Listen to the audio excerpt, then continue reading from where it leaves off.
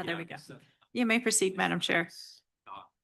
Thank you. Good evening, all, and welcome to this meeting of the Historic Districts Review Board. Today, we are May the 26th, 2026.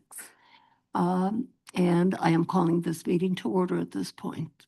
May we have a roll call, please? Madam Chair Rios. Here. Member Bescheid. Member Degnan. Present. Member Benvenu. Here. Member Cherry. Member Simmons. Here. Madam Chair, you have a quorum. Thank you very much. Are there any changes to tonight's agenda? No changes to agenda, Chair Rios. Is there a motion to approve the agenda? Is there a second? Bescheid seconds. All those in favor say aye. Aye. Opposed, say no. We have no minutes on the agenda this evening, but we do have 4 findings of fact and conclusions of law. 2 of those are from July 22nd, 2025, and 2 of them are from August the 12th, 2025. Changes to any of these, either staff or the board? Anybody? If there are no changes, is there a motion to approve these? Do I hear a motion? Degnan move approve. And do I hear a second? All those in favor say aye. Aye. And opposed say no. Do we have anyone here that wishes to speak on matters that have to do with H board, that do not have to do with your case this evening? If so, you can come to the podium at this time. And it appears,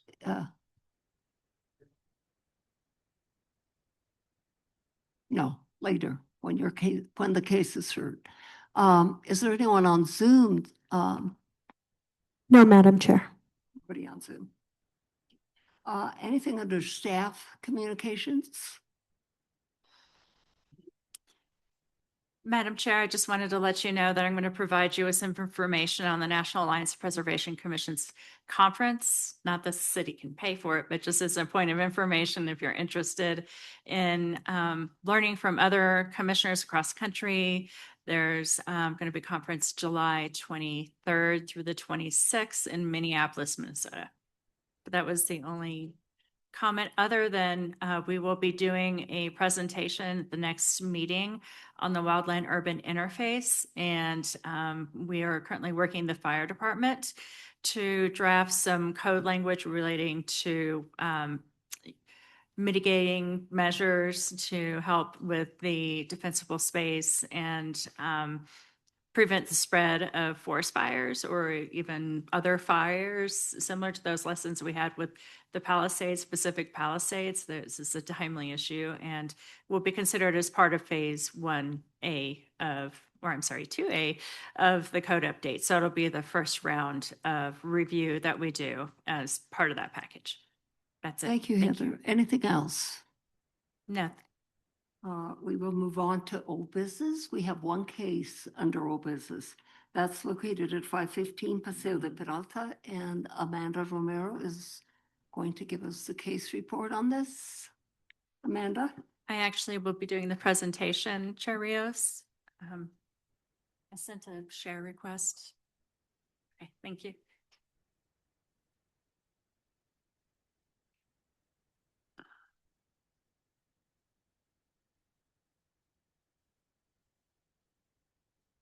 Madam Chair, may I ask the staff if they could bring the screen a little bit more this way? I can't quite see what's on it. Thank you.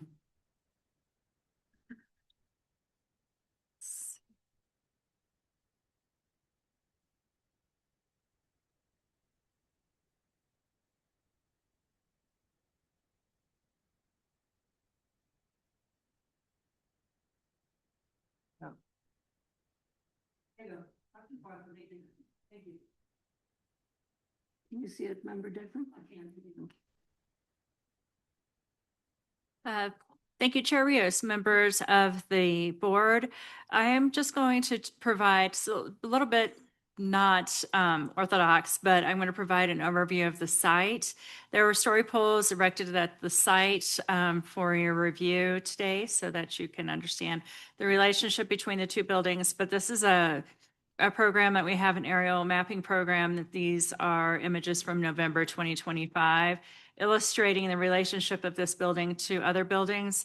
As you can see, there's a pretty big difference between the elevation of the parking lot at Wells Fargo all the way across to the buildings that are immediately to the north of the subject site. And here is a view looking down the hill, just so that you understand the relationships between the other buildings and the subject building. And it is the applicant's intent to sort of dig into this hillside. I don't know if you can see my cursor there, but just slightly.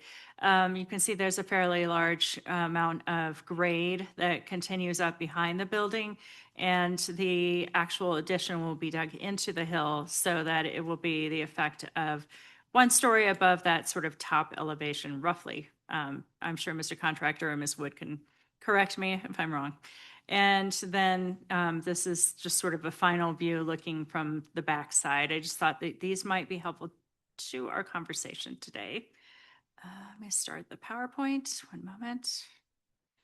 I am going to be brief. I just want to go over what has happened with the subcommittee and some of the feedback that we received at the subcommittee level. And then I'm sure the architects team has a presentation that provides additional detail for you that I don't need to repeat. So you may recall that the applicant has gotten approval for demolition of the two additions on the north side of the structure outlined in orange, and some detached structures as well. And that's going to be the site of the proposed addition. Here is a floor plan of the proposed addition. I didn't include the second floor, but this is the footprint, and I wanted to communicate to you that the garage itself has been pushed back a little bit and lowered per the comments that were received from the subcommittee. That was one of the suggestions. The applicant actually had a conversation with the subcommittee on 3 different proposals, and the subcommittee had a conversation with the applicant about the merits of each, and that has resulted into today's conversation or today's presentation. The elevation drawings, when in true elevation, look like there's a pretty severe mass above the building site itself. But one has to keep in mind that one of the things we judge on are visibility from the right-of-way, not necessarily visibility right in front of the front door, which you actually wouldn't see it if you were standing right in front of the front door. But we have these situations where there's rooftop equipment that sometimes peaks above the parapet but isn't visible from the street. So it's a similar concept, is just that area of visibility. And these are some of the other elevations I'll skim through right now. But the applicant provided some additional information on the slope. The near map images sort of communicate a very similar thing, one with a historic photo and then another one illustrating the current day situation. Keep in mind also that a development plan has been approved for 2-story multifamily townhomes immediately adjacent to this site in that sort of overgrown area. And then and it's approximately, I believe, 8 units, 6 to 8 units. It's 9 units. Lanny McCauley actually did that site plan when she was in current planning. So thank you, Lanny. And this is an illustration of the existing building. I think this is one of the important pieces to understand. The existing building with the attachment, the light touch addition that connects the 2 buildings, and then the proposed building. And you can see with the surface of the grade over at the left-hand side of the graphic, the grade pretty much takes up that first story. It's dug in. And then there's a second story there that peaks above the parapet of the existing building in true elevation. So this is the original proposal where the HDRB requested that the applicant provide or collaborate with a subcommittee of the board. And so the concerns at that time really related to massing mostly. One of the simple solutions was there's a parapet wall above the garage. As you may or may not know, there's a certain fall protection height for railings, which is 42 inches approximately. And so one of the simple solutions was to reduce that height and have a different railing solution for that second level terrace. So the opportunity here was to, if you can see here, the mass of the garage is lowered. And tucked in, you'll be able to see also that, just as a point of information, the mass that connects the two buildings, which is, a light touch, is set back from the main primary, from the east elevation facade. Of course, these are all primary, by 8 feet. And then, of course, it's substantially set back from the front of the proposed additional building. And so this is an illustration of the addition from the street and an additional photograph just helping you to understand the relationship of the building to the street. And that concludes my presentation. Yeah, I'm happy to answer any questions. Thank you, Heather. Board members, do you have any questions for Heather at this time? Anyone? They have no questions for you at this moment. Yes, Heather. Chair Rios, just a quick sort of check-in with the subcommittee members. Is there anything that I may have missed that they want to add to the conversation, the presentation? The subcommittee members were Joe Simmons, Heather, I think Degnan. Do you have anything to add? nothing to add. I think you covered it pretty well. No, I don't. Thank you, Director Lamboy. Thank you. Thank you. Will the applicant or any other persons involved in this case come forward and get sworn in?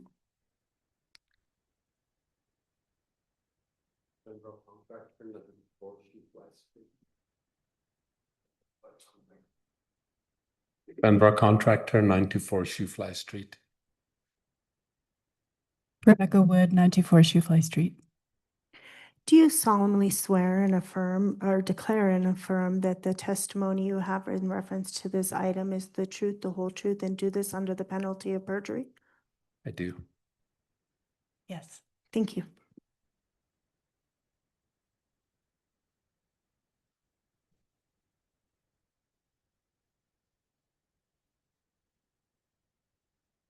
Thank you all for this opportunity to present this project to you. This will be our 5th presentation to you in the last 12 months. At our last meeting, we were requested to work with the subcommittee and want to thank all of you for that. Today, we will be presenting these revisions and changes developed with your subcommittee and other responses to your previous comments. We wanted to start this presentation with a few thoughts on preservation and our approach to preserving this specific project. This project has always been about preservation of a significant historic building. Preservation can be construed to be an act of honoring the past, not as artifact, but through an intervention of sorts to make the past relevant, to allow the past to participate in the present, and the past to contribute to the future. To engage in the act of preservation thoughtlessly or half-heartedly is nothing short of disrespect. Reading the historic report for this building and looking through the historic photographs of this home, this structure, one is struck by its presence and prominence in a nascent city, the capital of a nascent state. One can only imagine this building in dialogue with other buildings in the proximity, the Federal Courthouse, the Scottish Rite Cathedral, and the Cathedral of St. Francis. Occupants of this building were involved in all of those projects. Buildings and the built environment enjoy an autonomy from intention and use. And this building and this property have gone through many changes since Judge Axtell, one of the early governors of our state, first acquired a notorious governor, I should say, first acquired the property and constructed the home in the late 1980s. The building, as purchased by our client now, consists of 3 separate efficiency apartments. And the once stately brick building is once again in need of serious repair. We've had a structural engineer look at the property. It needs a lot of work. Our clients appreciate the historic significance of this home and the importance, the potential joy, and responsibility of preservation of this structure. Alongside the repair and preservation of this historic house, the owners also wish this home to be a place for aging in place, with amenities required for that. A living space for a caretaker. Let's see. A living space for a caretaker, secure and accessible parking and movement, contemporary building systems and utilities, and privacy along busy Paseo de Peralta. Since the clients acquired this property, we have come before you 5 times. We had an initial consultation a year and a day ago, last May 27th. We shared our approach, and it was, in many ways, the meeting was deferred till the status review had occurred. We then went through a status review, an initial conceptual review of our presentation approach for this project, a demolition review, and our last meeting was a design review, after which we met with a subcommittee. This will now be our 6th official HDRB meeting. We thought it would be appropriate to start this 6th presentation with a brief reminder about our specific approach to preservation for this project. Per city zoning code, our client would be allowed to construct 7 living units on this property with a maximum lot coverage of 40 to 55%.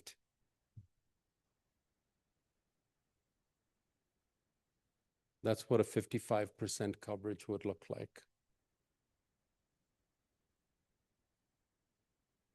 Unlike the condo development, which has been approved immediately to the west of this project that Lonnie had made a mention of,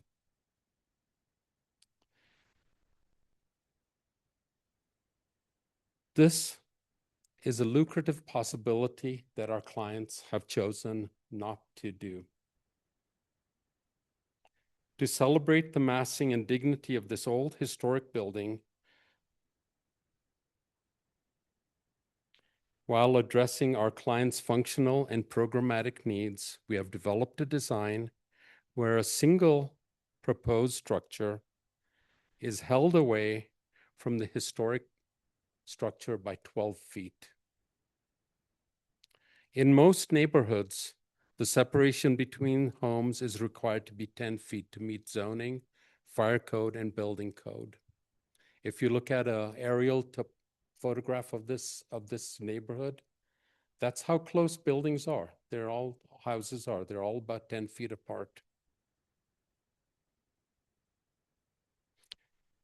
The more private functions of the home are in this new structure, 12 feet away from the historic home.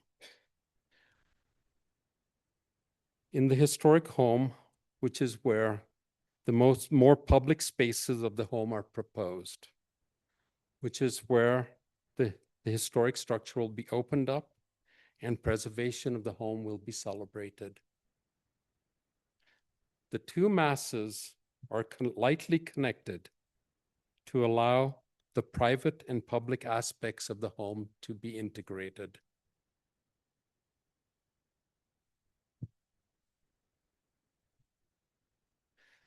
This approach is in keeping with national and international best practices for preservation.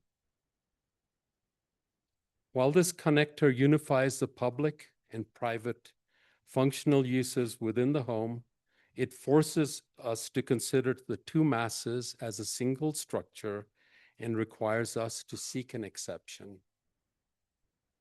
There are many instances in preservation where a small connector like that would not force the two buildings to be considered a single structure. This is because the language of the code limits an addition of a significant building to 50% of the original footprint. Our proposed addition is 81% of the original historic footprint. The reason for that language in the code, in our minds, makes good sense. If you add something large onto an old historic building, you stand to damage not only the structure, but the historic nature of the building. If the two masses were not connected, the single additional mass held 12 feet away from the original structure would be in compliance. And an exception would not be required, as it is a simple mass that blends with the surrounding structures. It contributes to the heterogeneous character of the neighborhood, and the garage doesn't even face the street. What is at issue here is the nature of the connector itself. The connector, which is about 7% of the area of the original footprint, yet this connector plays an important role in the preservation and restoration of the significant brick building. It allows us to minimize the impact of the addition to the original structure and restore the primary facade to the north. We humbly request that this board take into consideration this interpretation of the code and this approach to preservation of this specific structure. This is an approach which we believe to be in conformance with the spirit and intention of the Santa Fe Historic Building Code. We also request that this board recognize our client's desire and an initiative to preserve this building in making it their home. It is an undertaking not unaccompanied by significant angst and unanticipated hardship. We'll now share our revised design with you. Thank you.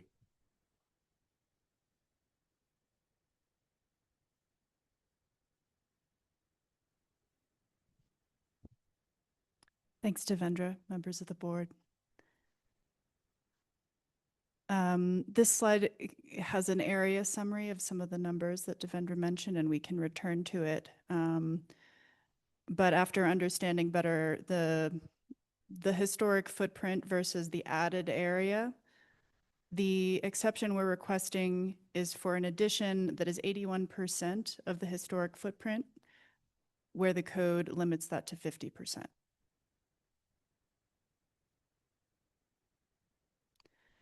As Devendra mentioned, we're returning to you with a revised design after receiving feedback from this board and discussing further with the subcommittee.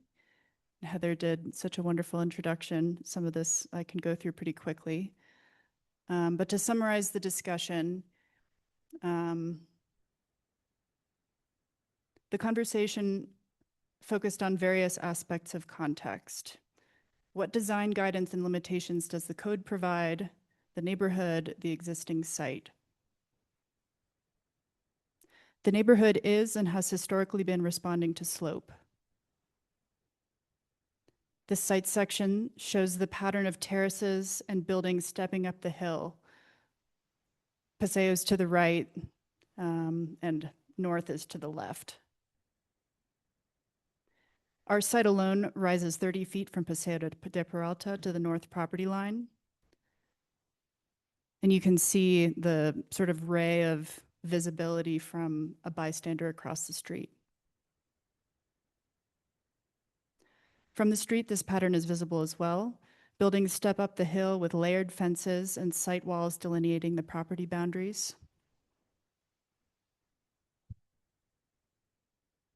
Looking at that same view, the board expressed concern in our last meeting in April that the previous design was too prominent and that its materials too similar to the historic house, risking confusion about what was original. Along with the subcommittee, we studied a number of ways to address these concerns, and the revised proposal makes several changes to accommodate those. Several of these Heather mentioned. The mass of the garage, which is on the east side, is set back 2 feet in plan. The upper level massing, visible a little bit on the left here, was set back 5 feet. The downstairs parapet was lowered by 2 feet, and a wood railing was added. Divided light windows were added to the south facade of the addition. The stucco color was darkened to a color that is related but distinct from the original structure, and the masonry parapet was removed. And finally, the picket site fence in the foreground of this image was shifted to enlarge the yard and to visually break up the addition. So I'll flip back to the previous proposal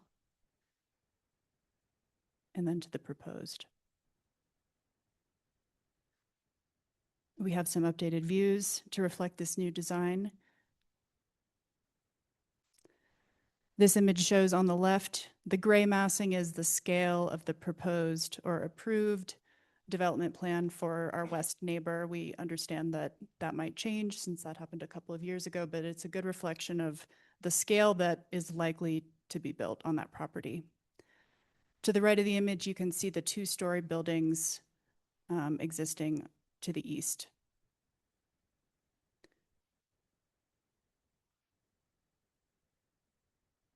Another view from Paseo, you can see the addition peeking in on the right there. You can also see where the garage is stepped back in plan and where it's lowered so that the railing is more translucent and the appearance of the massing is less.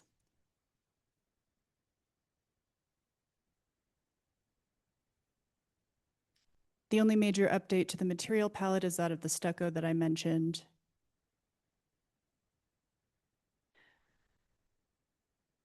The proportion of the windows remains similar and taking inspiration from the unique historic house windows. The massing and material changes to the proposed design are intended to background it and to ensure that the historic house retains its prominence on site. In conclusion, the code instructs us that a significant structure is a record of its time and that additions shall be compatible yet differentiated. And the proposed design we arrived at with the help of the subcommittee and after several studies is guided by these principles and by the desire to preserve and protect the original house. That's the end of our presentation. Thank you. Thank you both for a very thorough presentation. It is very much appreciated. I'm sure the board will have questions as I will start off with the questions that I have. The new addition is being proposed as a Pueblo revival. Is that correct? I guess it sort of blends. It has the windows of the territorial style house. Its primary material is stucco. The original proposal had the masonry parapets that were received with mixed thoughts as being too similar to the distinctive parapets of the original house. And so in order to background the addition, we took those off and made it just a minimal how would you characterize the architectural style? Because I'm looking at very sharp corners, so um, I know you want to make a distinction between the significant house and the uh, new, the proposal. And so that's what I am asking. If you are if you are proposing a Pueblo Revival home, we would require that you have, per the ordinance, that you have rounded corners. I think looking at these images of the original house, it has sharp corners. And so that would be the reference that we're referring to. So I guess the question for you is what differentiates Pueblo Revival from Territorial? Well, in territorial, you have the sharper corners, but I'm asking, are you proposing territorial in the new port? We've been before you before, and I just want to say, we don't do style. We look at the context. And as architects, I think we look at the context, we look at the neighborhood. So this is a building, the addition is in keeping with the neighborhood's buildings, the homes in the neighborhood. But the new, I the would new, not describe it as a Pueblo Revival. We're not using Adobe on it, and it'll be representative of the materials of our time. you're not putting brick parapet, We're not. correct? No, but you'll notice where we're doing the guardrail, the wood guardrail, it picks up some of the proportionality of the territorial piece. So we're trying to be sensitive to some of the style of the existing building, but make it blend in with the new building, make it blend into the neighborhood. And in reference to the historic footprint, I think I saw two different figures. Is the historic footprint 1560 or is it The 2776? 1560 is the amount that's being renovated. The other number was a larger footprint of the original house, including some of the rooms that will be demolished, that we have approval to demolish.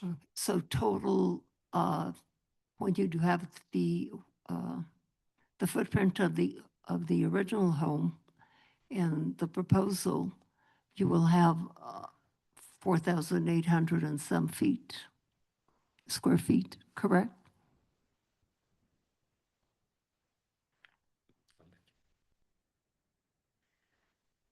So the proposed total, including revised historic house and addition, is 5,030. The historic footprint, which this plan shows, includes portions to be demolished, like Devendra said. And so if you compare the proposed total to the historic footprint, the net new area is 2,258, which is where we get the 81%. Okay. So from the first time that you came before us, can you tell us how much square footage you reduced this by? We reduced a couple hundred square feet upstairs, but we did not actually reduce the square footage of interior space. We simply adjusted the massing to change its appearance. And was there any reduction in height? Yes, the reduction of the lower parapets those were reduced by 2 feet. And can you indicate to us what that is? Sure.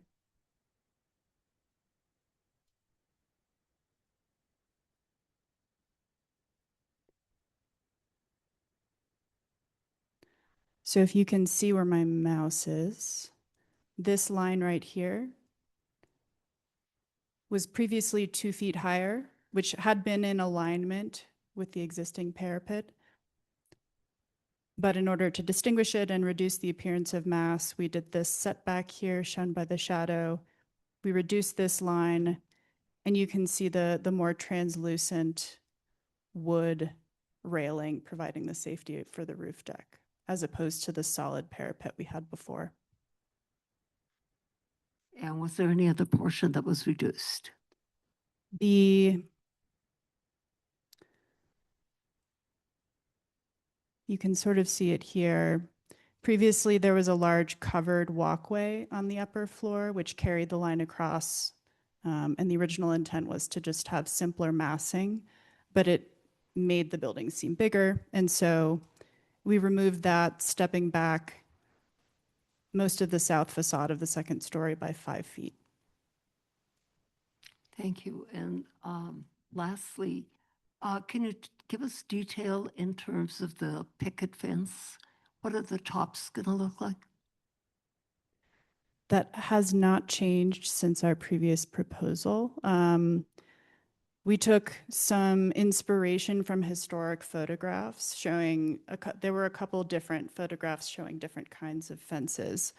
But in the interest of simplicity, we're proposing a simple flat-topped picket fence. And the color will be? The color will be wood, which is just also stained?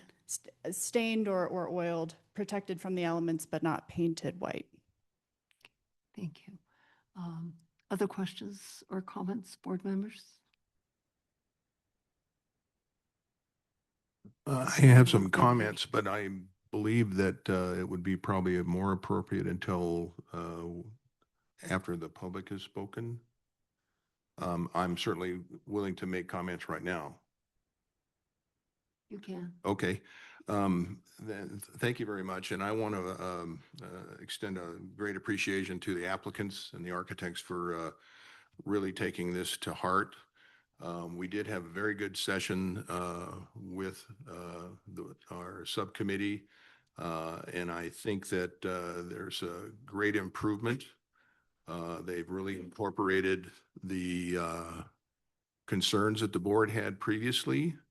I have kind of a differing opinion about this.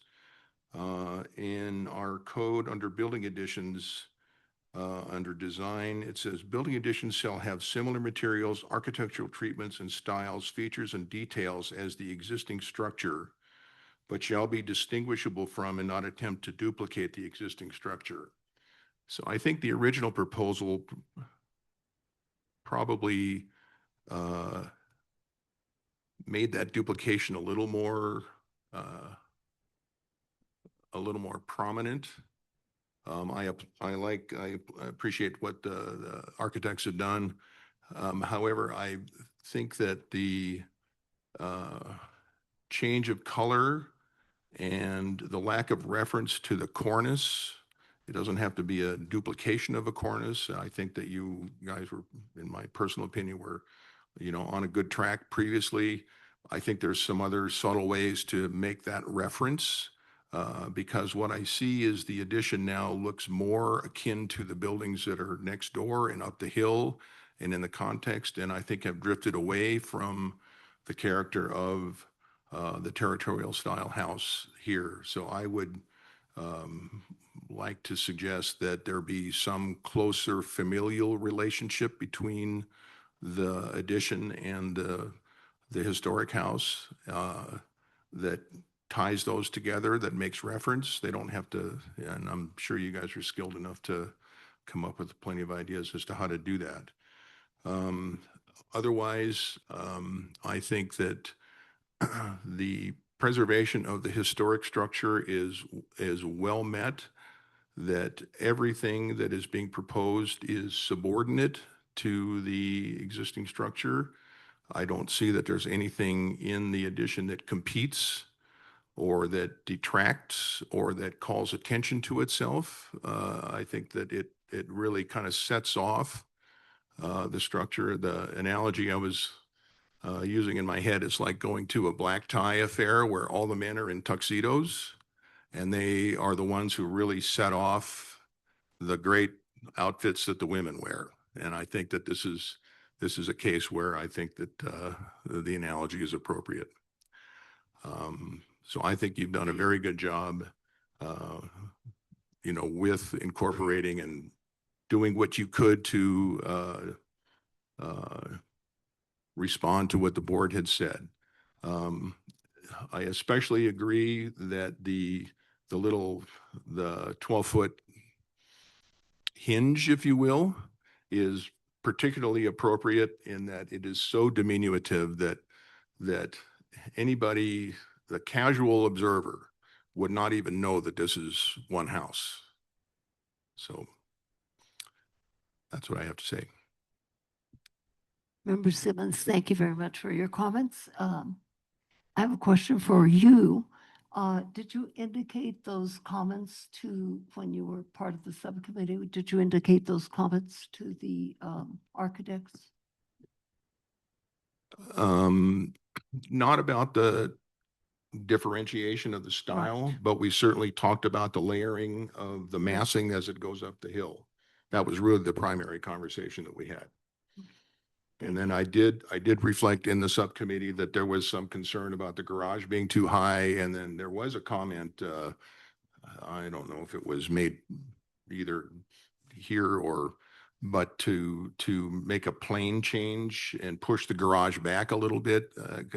But that maneuver certainly does help reduce the overall mass of the addition. So that was basically, I think, what we had to say in the subcommittee. Thank you, Member Benjamin. Thank you, Madam Chair. Well, thanks for all the work that you put into this.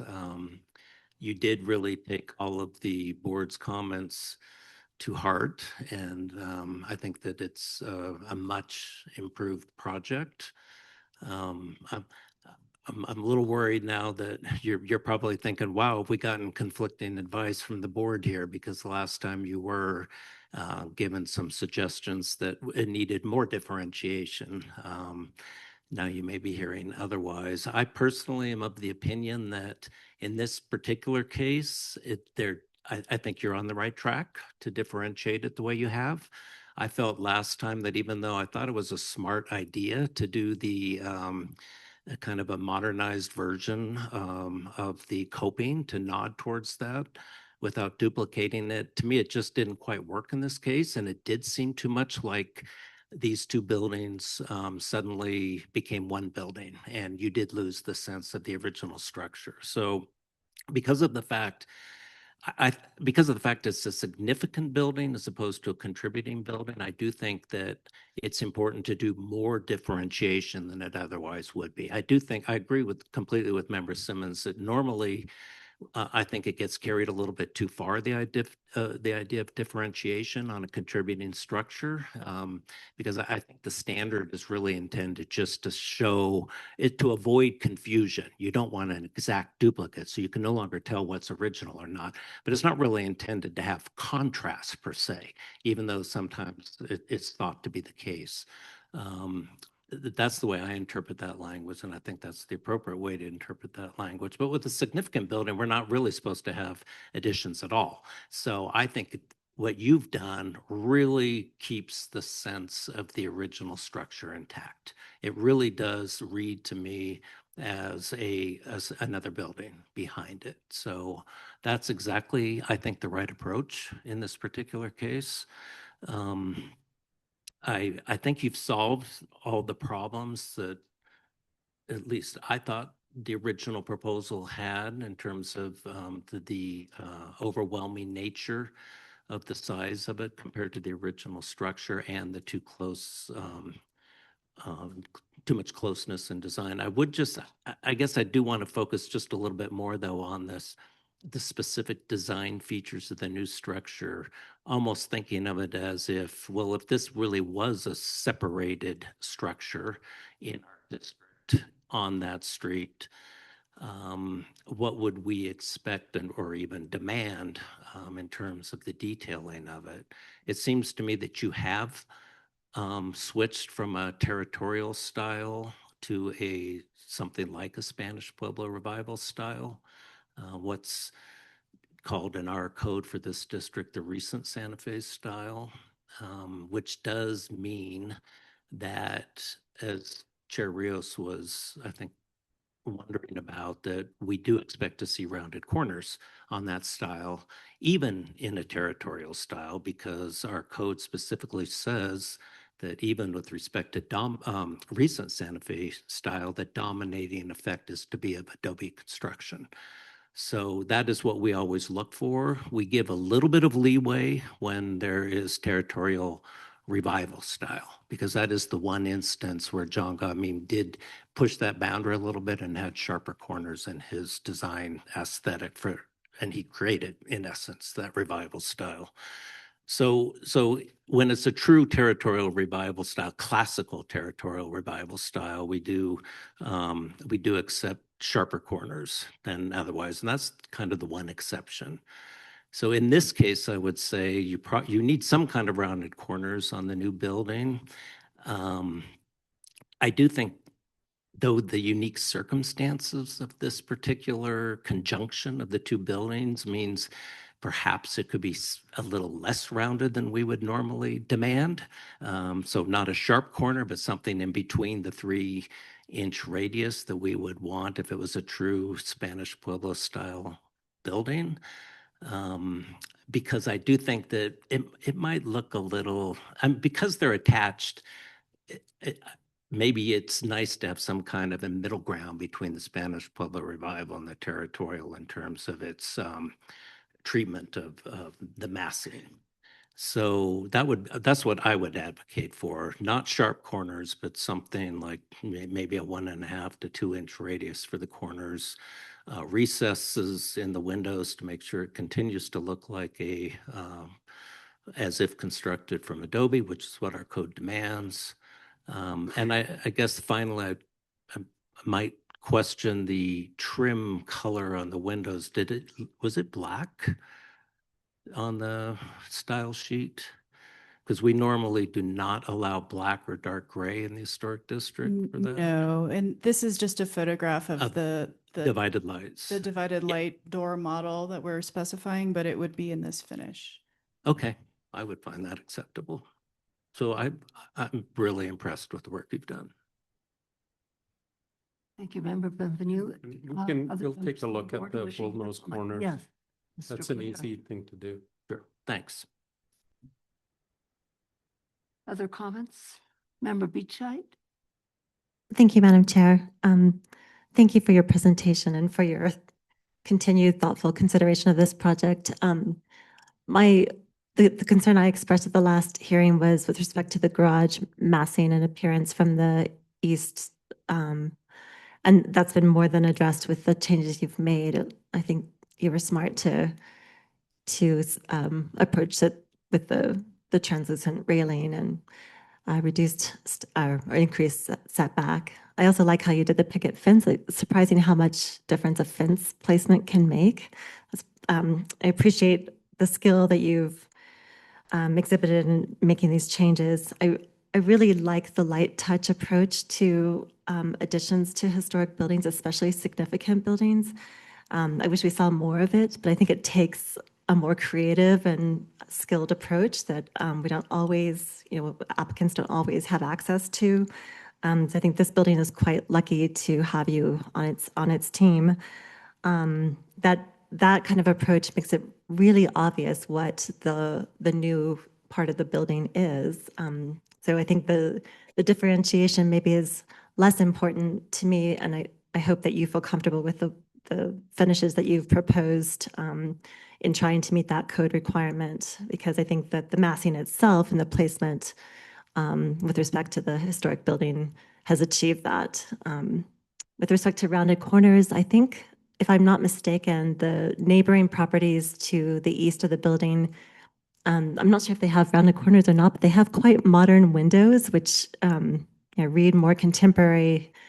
And I think this house would fit in, quite well with that. Also, looking a bit more like one of the neighboring properties and part of this historic preserved older house. Thank you very much. Thank you, Member Thank you. Beachside and Member Chair.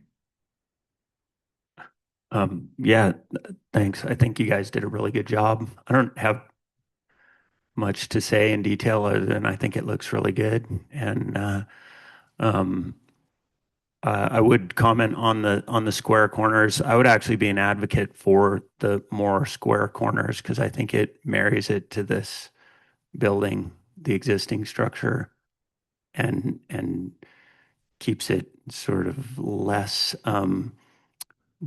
differentiated as a as it just connects it better. It keeps it less differentiated. Making it look like it looks to me. It would make it look like it belongs with this structure more, but it's still different than that structure. So that would be my only comments. I think you guys did a really good job. I like it. Thank you. Thank you. Richard? And with respect to the corners, I wish I had a better photo, but I think our inclination would be, as Devendra said, to take inspiration from the historic house. And as you probably know from having visited, it has a very thick coat of stucco and a very unique finish, and we're not proposing changing that. The addition will be a little bit smoother to create some of that distinction, but I think what we would probably propose would be to take a measurement from the original house and do something similar on the addition. Well, the returns at the windows on the original house are very square. I think it's unique, and I do think it helps the new structure meld or in a unique way with the old existing structure. It's not, there's a different, completely stylistically differentiated house behind it. So actually, I think that small detail, because what I'm noticing from the renderings are the corners on the windows of the new structure are also square returns. Is that correct? Correct. Yeah, I think the square corners are a good add to this particular case. Thank you. Anyone else? Member Dignan? Thank you, Cheerios. Congratulations on intuiting our situation, which entails not being able to advise design professionals on how to build things. We're not supposed to do that, and so it's very gratifying to have you persist to respond to some of the comments in such a way that everyone is just smiling. So congratulations, and I'm not presuming how this is going to go, but I'm just saying everyone has said all the good things, and I just want to concur that it's a good project. And thank you for rising to a challenge. It's a very busy property. So that was well done. Thank you, Chair Dignan, and for your and Board Member Simmons' assistance on the subcommittee. Thank you. Is there anyone in this room that wishes to come forward and speak in reference to this particular project? Please come forward at this point. You will need to get sworn in.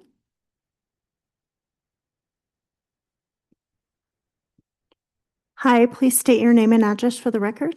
Elizabeth West, 318 Sena Street, Santa Fe. Hey, Elizabeth, do you solemnly declare and affirm that the testimony you have in reference to this item is the truth, the whole truth, and do this under the penalties of perjury? Yes, I do. Thank you. Thank you. I came in a little bit late and I'm sorry. However, I got to hear enough and see enough excellent tail end of the discussion here. And I agree with most of the comments that have been made already. I think the architects and the whole team have done a really good job. And thank you, Member Simmons, and everybody for your comments. They're really helpful. I guess one thing that I do disagree with some of you about, and that is I actually think that having a little bit of a bull nose is or somewhat rounded corners is going to be fine, and it's much better than extra sharp in my mind. It's going to look sharp, even if there's a satisfactory bull nose, quite frankly. And a part of the difference, of course, is acknowledged by or demonstrated by the coping edge of the roof. What is that called? The brick stuff. Anyway, that makes a real difference right there. I'm pretty surprised at how brilliant some small changes can alter the whole feel of a building. And so I agree with many of the board in general has been supportive about what you all have done. And thank you very much. I'm a little concerned about the railing for the back part. As long as it's wood, that's going to read well, I believe. I find metal railings in relation to adobe sometimes problematic, especially when they're small or thin. Also, I know it's the rendering here and on the south elevation showing the fence is very rectilinear, very, very, very rigid. And of course, with time, that will be mellowed. But thank you very much for being an example of taking an incredibly important property with awfully nice people involved. Always there are nice people involved, I assume. And having the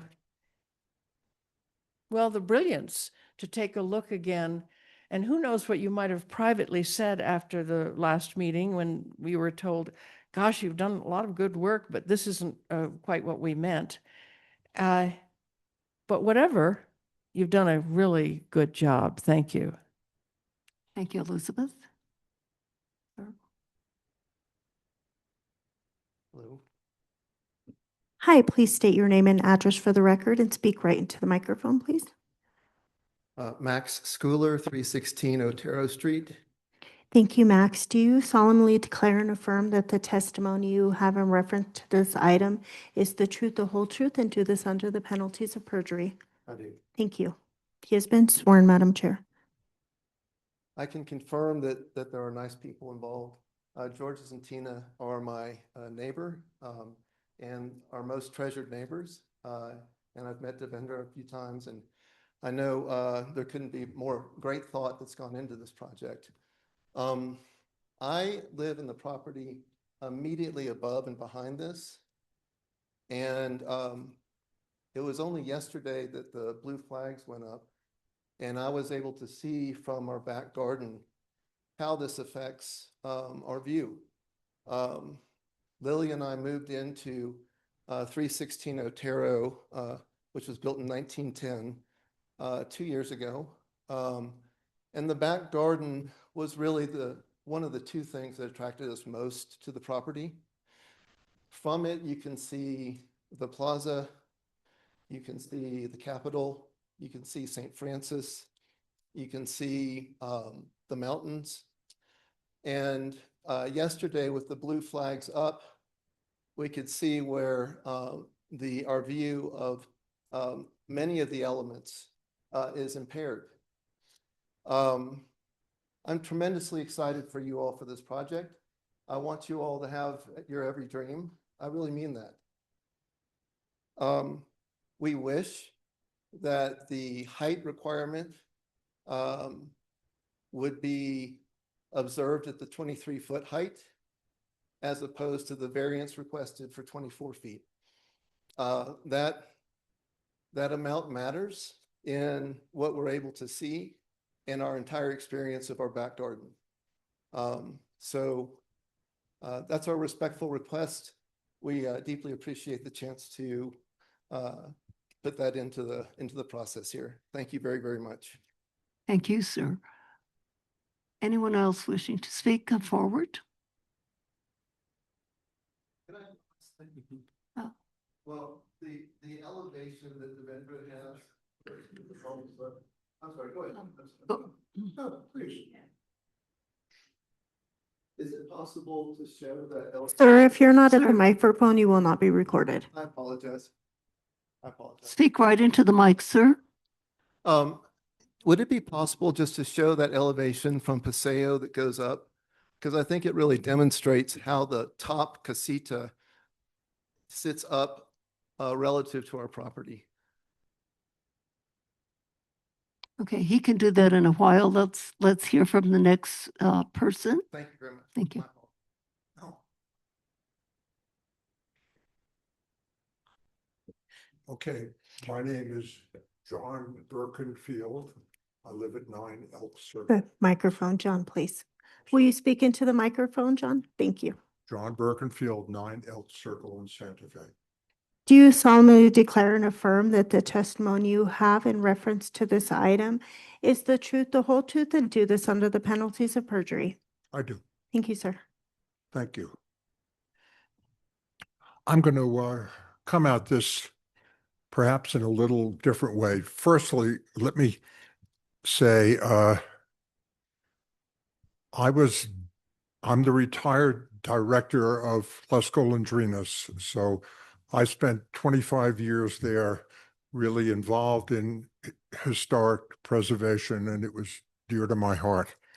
I very much admire the work that you all do and that this committee, this board has done for a number of years. Before I joined Les Golondrinas, I spent 30 years at IBM, and I had at one time at IBM responsibility for the design program of the company, which was architectural interiors, product design, and graphic design. So I'm very tuned to the aesthetics rather than to any of the code or detail. I don't know that at all. I also currently am the chair of a hospitality group in Santa Fe, Hospitality Association. I don't think that any tourist is going to walk down on Peralta Street and take a picture of that existing building. It is physically, to the public, it's not an interesting building. I know it's historic and it's 150 plus years old, but it sure is not a beautiful building. What you have proposed to build around it, I think, is magnificent. And I say I admire the courage. In addition to admiring the work that you people do on this board and the staff, I admire the courage of the applicants and their vision and their architect's vision for what might be in that space. That is not a pretty space. It really is not. The building, I was there this morning. There is not a detail that you look at, from a doorknob to the door to a window that you say, that's really marvelous. So I think that is such an addition to the aesthetic, to the visual aesthetic of our city. I think it's fabulous, and I congratulate the architects for the work they've done, and I really hope that all of you can work it out in some way that they can make that happen. Thanks very much. Thank you, sir. Thank you. Anyone else in this room wishing to come forward and comment? It appears not. Is there anyone online? If anyone online would like to speak, please raise your hand.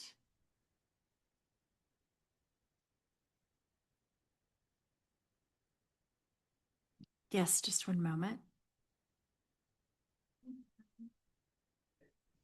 There is or there is not? Yes, there is.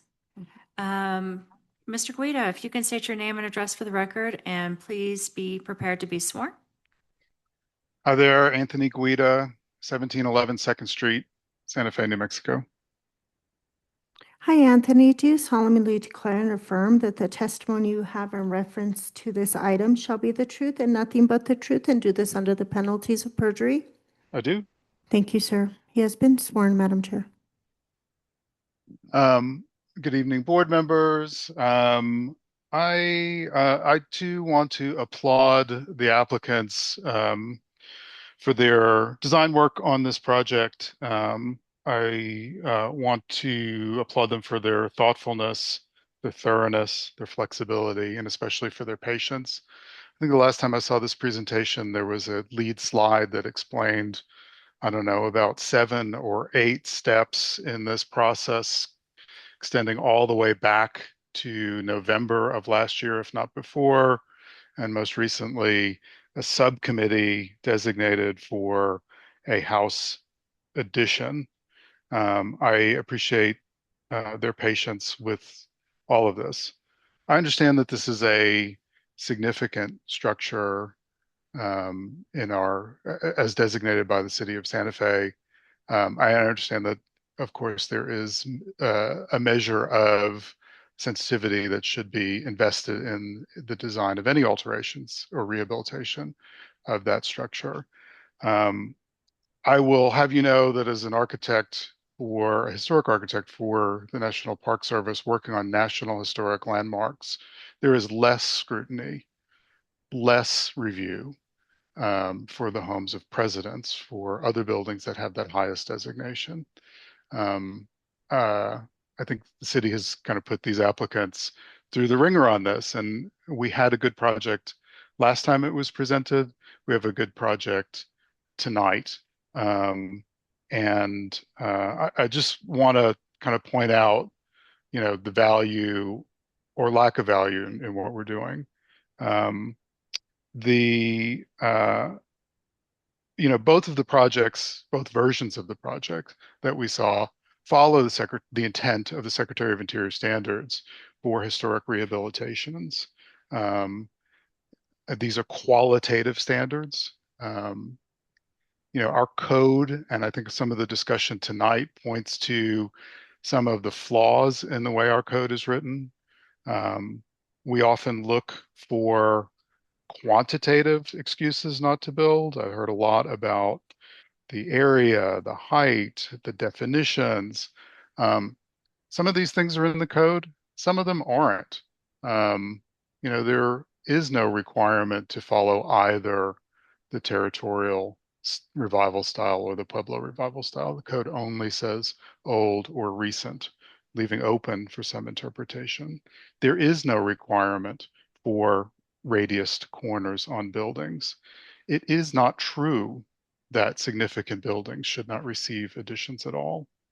I think, the good discussion I imagine tonight, and I imagine on the subcommittee, has to do with the qualitative aspects of this building. That's really what we should be focusing on. Is this an addition that not only preserves the importance of the original structure and is complementary to it and the district, but is this something we're going to be proud of in Santa Fe for many years to come?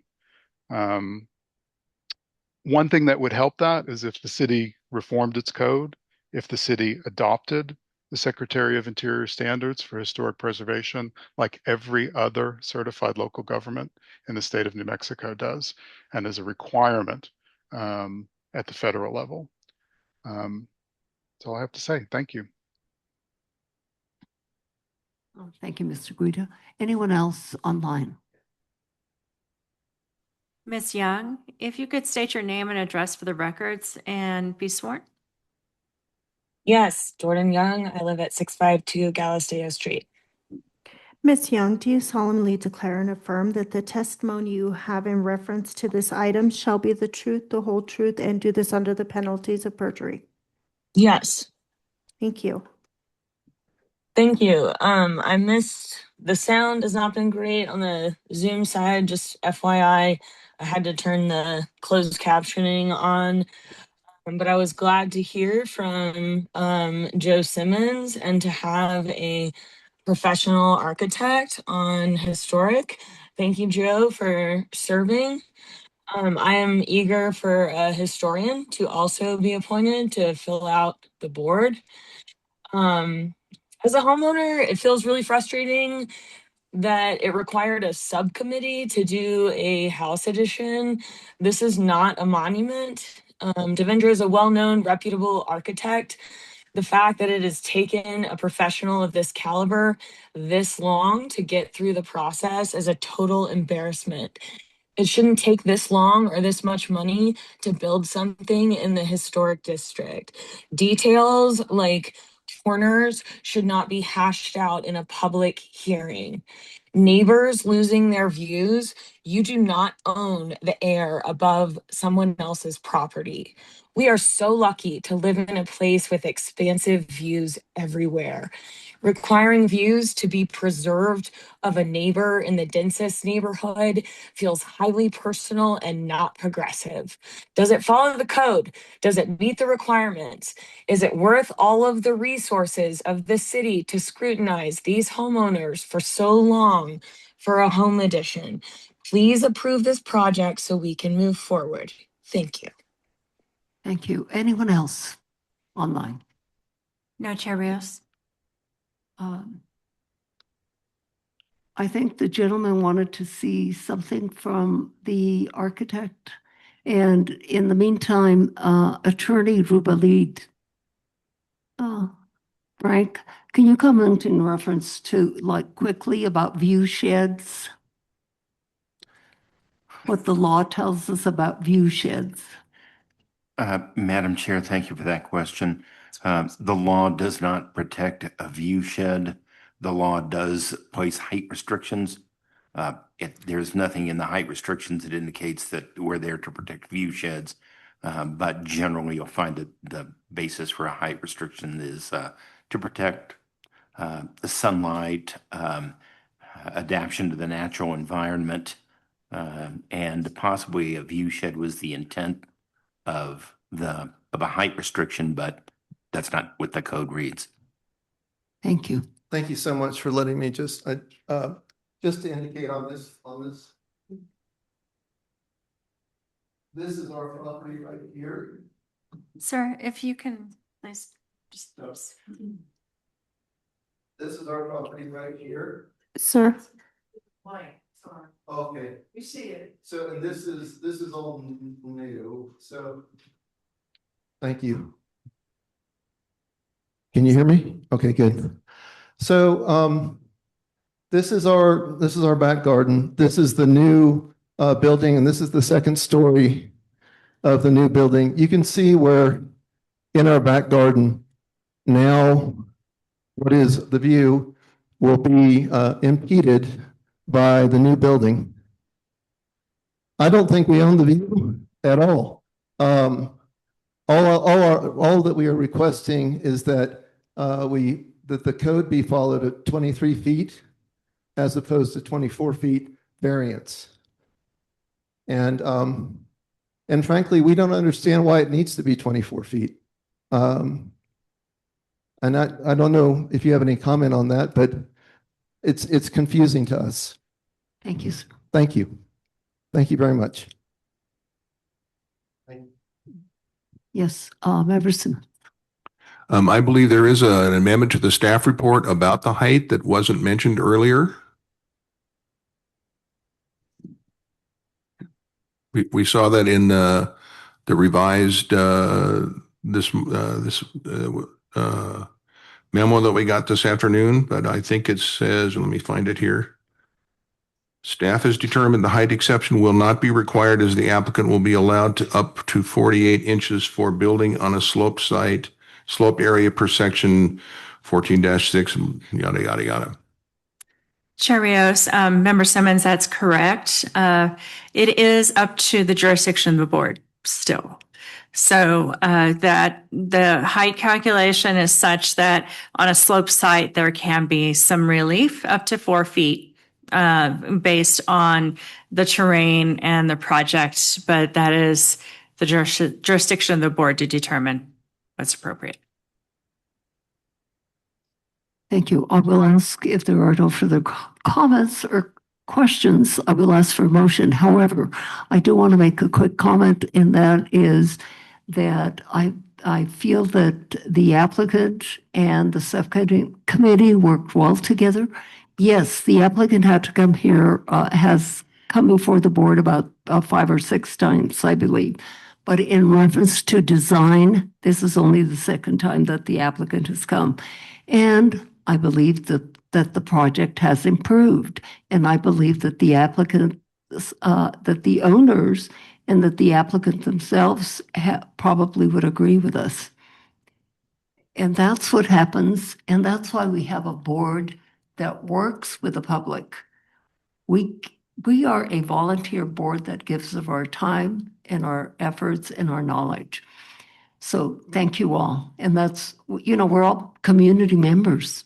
We're trying to work with you so that you achieve the project that you want and to keep the historic preservation aspect of the city alive and well. So yes, Member Cherry, did you have something? Yeah, I just wanted to clarify the height. So there is no exception being requested for height. Is that correct? Right. Chair Rios, Member Cherry, that's correct. No exception is necessary. Understood. Thank you. And Member Benjamin? Thank you, Madam Chair. I just wanted to ask a question of the applicant. Following up on the corners, I don't want that to derail this. I do continue to have strong views on that I do think it's essential that there be something that's not too out of line with what we would approve for a building that doesn't have brick coping in this district, especially on such a prominent street. I said I could imagine that in this case, because of the building that it's being associated with, not requiring as much of a radius as would be a typical Spanish Pueblo revival style. But I understood you to be indicating that there would be some rounding of the corner. Can you just specify what that would be or what you'd be willing to do so that we, as a board, know what we're approving?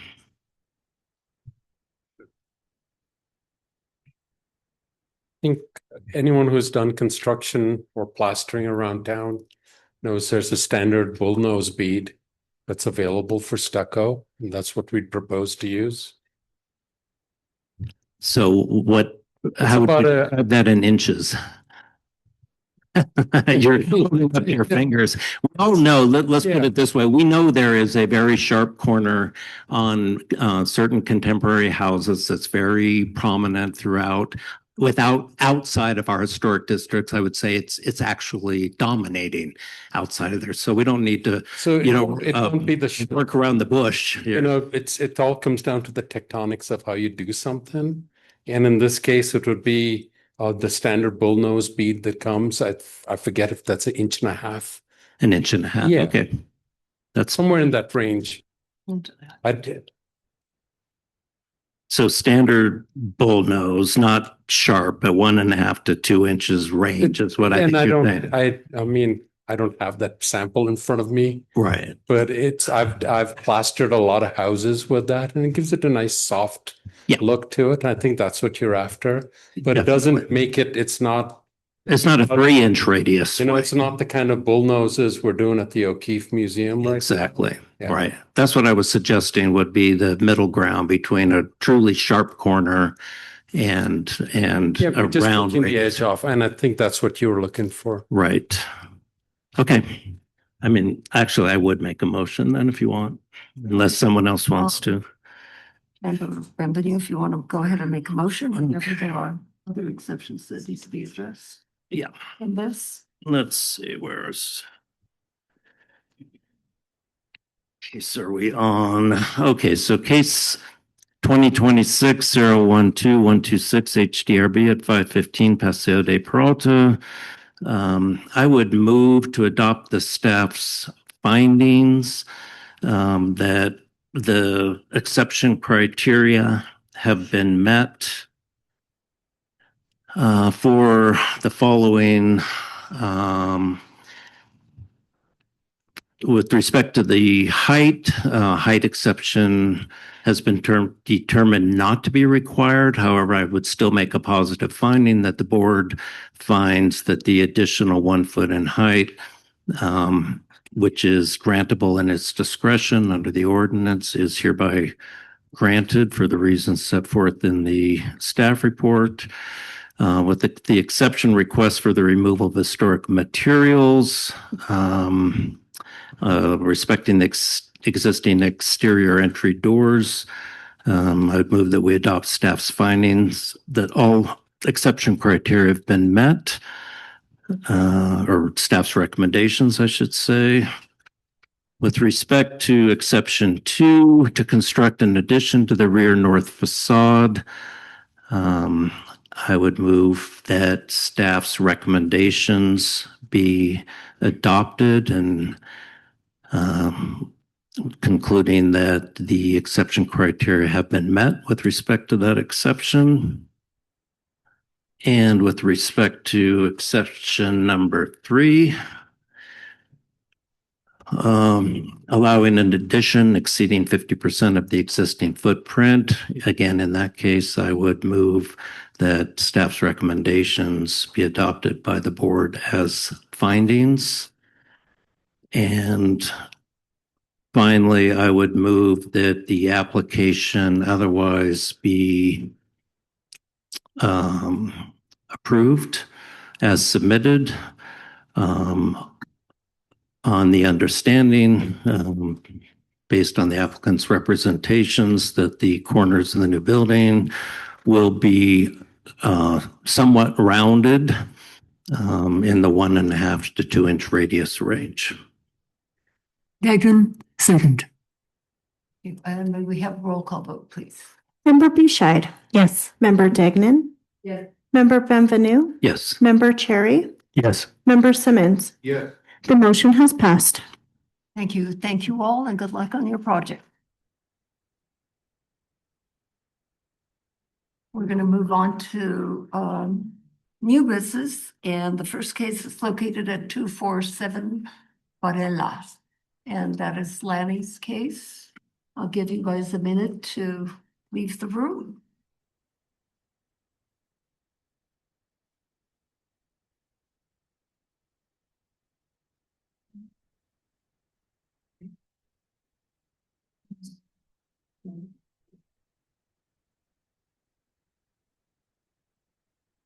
Okay, this is case 2026-012413 HDRB for 247 Bareilles Street for the status review of the residential structure, accessory structure, and yard walls. The residence is located at the south end of the east side of the street. The 1,200 square foot 1930s vernacular style single-family residence is constructed of adobe. An addition was constructed on the northeast corner before 1957. And in 1984, a solarium and extension on the south elevation, along with the frame porch on the west, were constructed.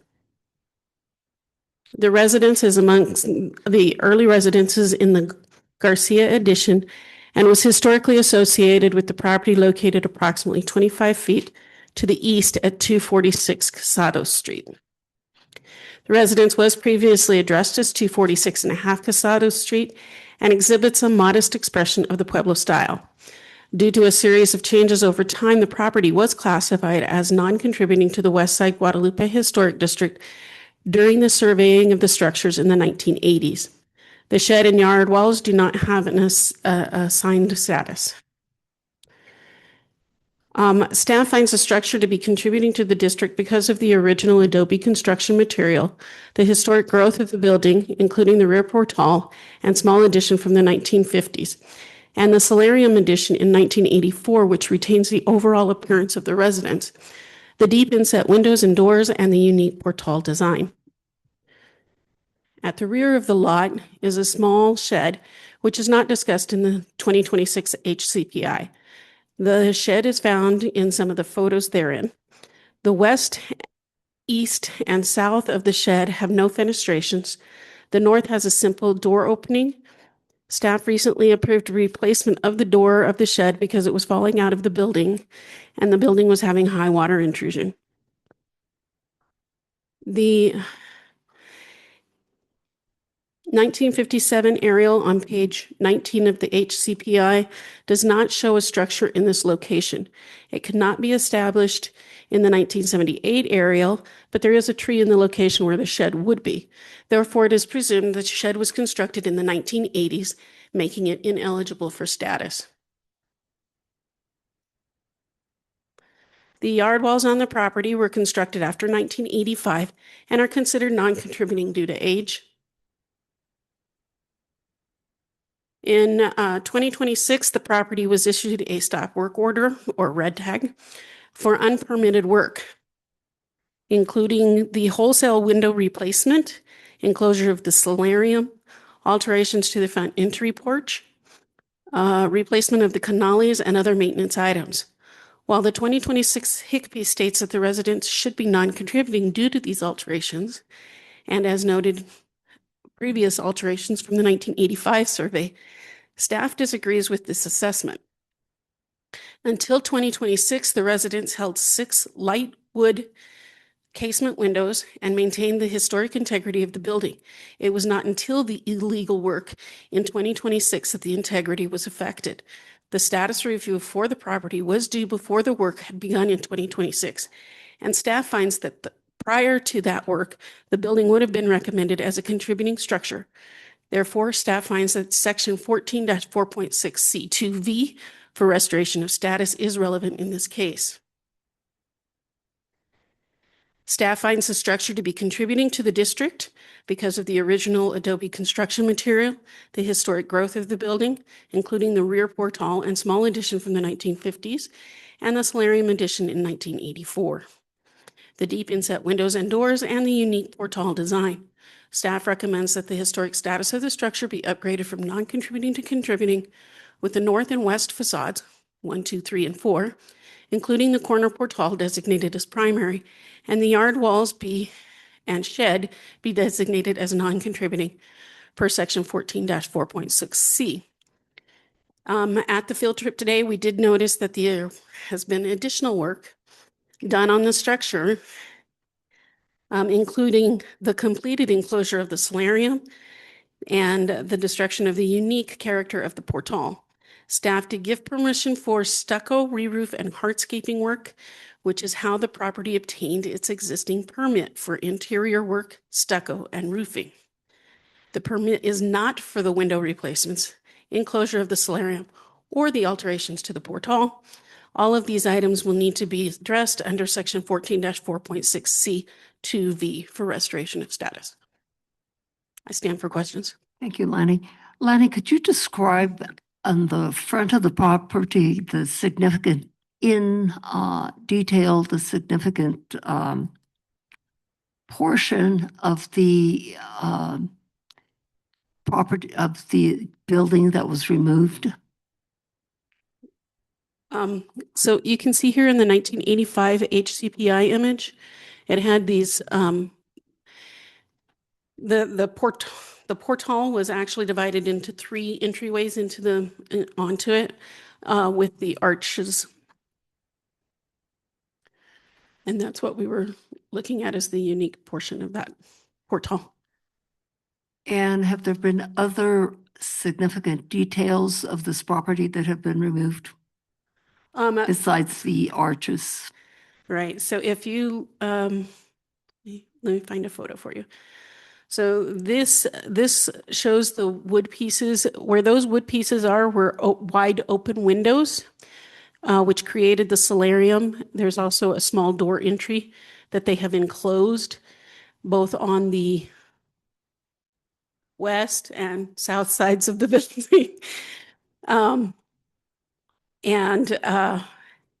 Then they've replaced all of the wood windows now with a metal window. Thank you, Lanny. They have also restuccoed and changed canales. So you would agree, if this building is going to be contributing, that these elements you just described should be restored, correct? That is correct. Thank you. Any other questions or comments, board members? Member Beachlight. Thanks. Thank you, Madam Chair. This is a question for all of you staff members. I'm having some trouble understanding the recommendation. I don't think I've seen this before. It seems like the recommendation from staff is based on the status, on the form of the building prior to the work that's been done. Staff's recommendation is based on a contingency that the solarium be reestablished, the windows be replaced, and the canales be replaced.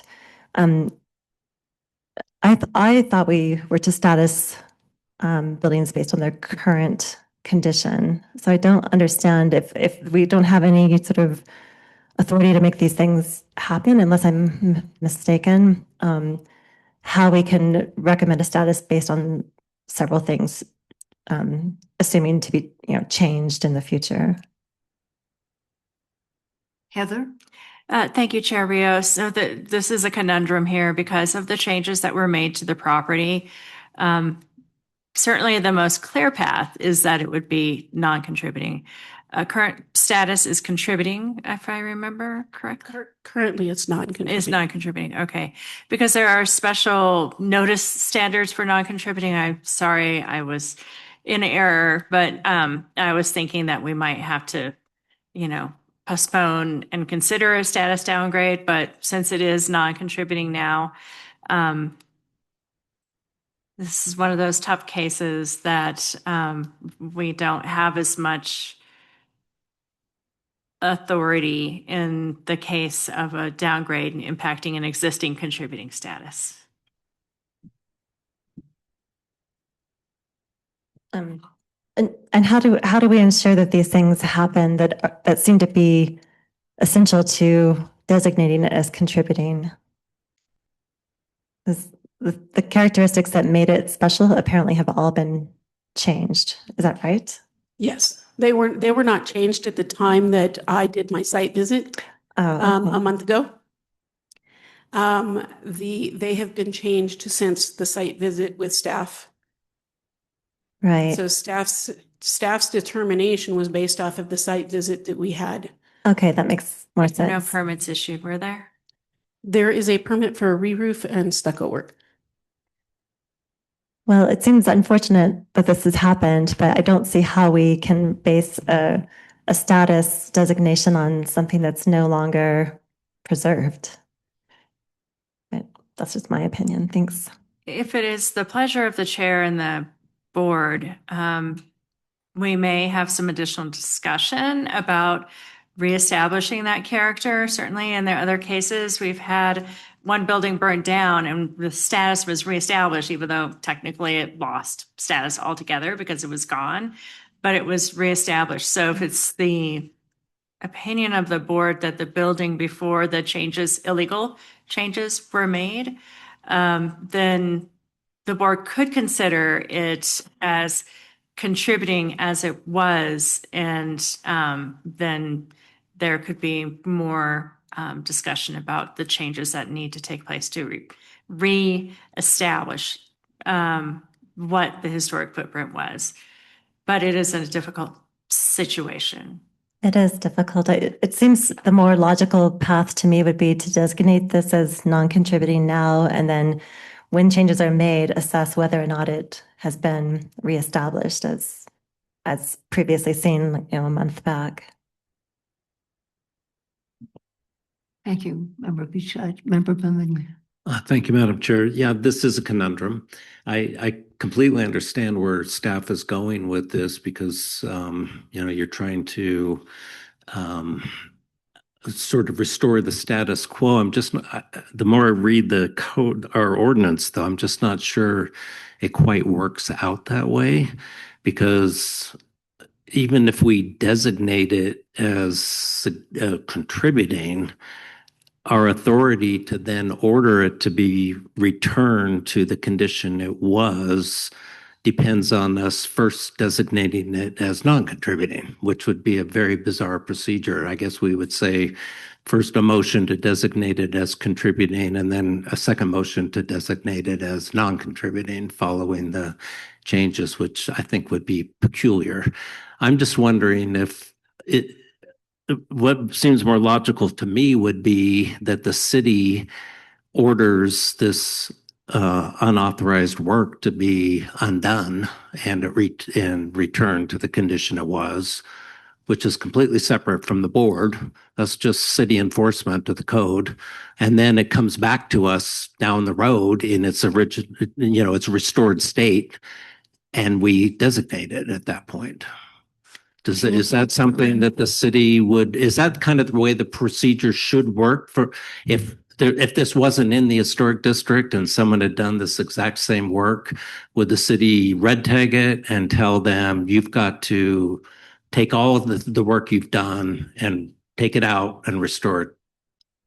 Would that be a normal procedure? Member Bienvenue, first of all, one of the things we'll do immediately tomorrow is issue a notice of violation if it hasn't been done already. And then it's the city's determination whether the permit that they apply for is going to comply with code and including the historic district's ordinance.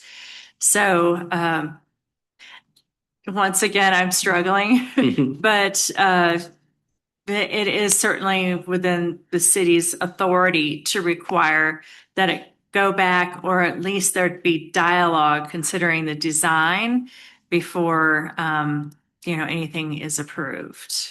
I mean, it seems to me the city should do that because the city is now making a recommendation that the board should order it to be restored to its earlier condition. So without the board doing that, the city can just go ahead and do that on its own based on the code violation, it seems to me. And then it comes before the board for a status review. Right? Chair Rios, Member Bienvenue, that's correct. And maybe the appropriate step is to postpone this until we've issued the notice violation. Right. Is it that today? I mean, the whole situation would be different if this was a contributing structure already. Right. Then it would be an easy call. Then we would just say, we now find it's been downgraded to non-contributing and we hereby order you under our authority under the ordinance to restore it to its previous condition. But the fact that it was contributing before, I don't think the board has the authority to take that action. It was non-contributing, I meant, yeah. Chair Rios, Member Bienvenue, but the fact that there was a status review underway, status, and it qualified potentially as contributing. As land use director, I would probably state that they would need to restore or have additional dialogue with the board on how they would return that status. And maybe that can be done tonight, or maybe we would need to postpone it post discussion of and issuance of the notice of violation. Chair Rios and Member Bienvenue, if this is just based on my experience with municipal courts, I've been a municipal prosecutor and we have a municipal prosecutor at the city attorney's office. I covered for 3 months a couple of years ago, and it would be quite cumbersome for this board to wait for the municipal court's procedure to conclude. There are completely different procedures here before a land use board and before a municipal court. The municipal court can impose fines and jail, up to 90 days in jail. Most violations that are prosecuted in municipal court are classified as petty misdemeanors. And there's a lot more due process when a judge is imposing a criminal penalty, such as a fine and a jail time.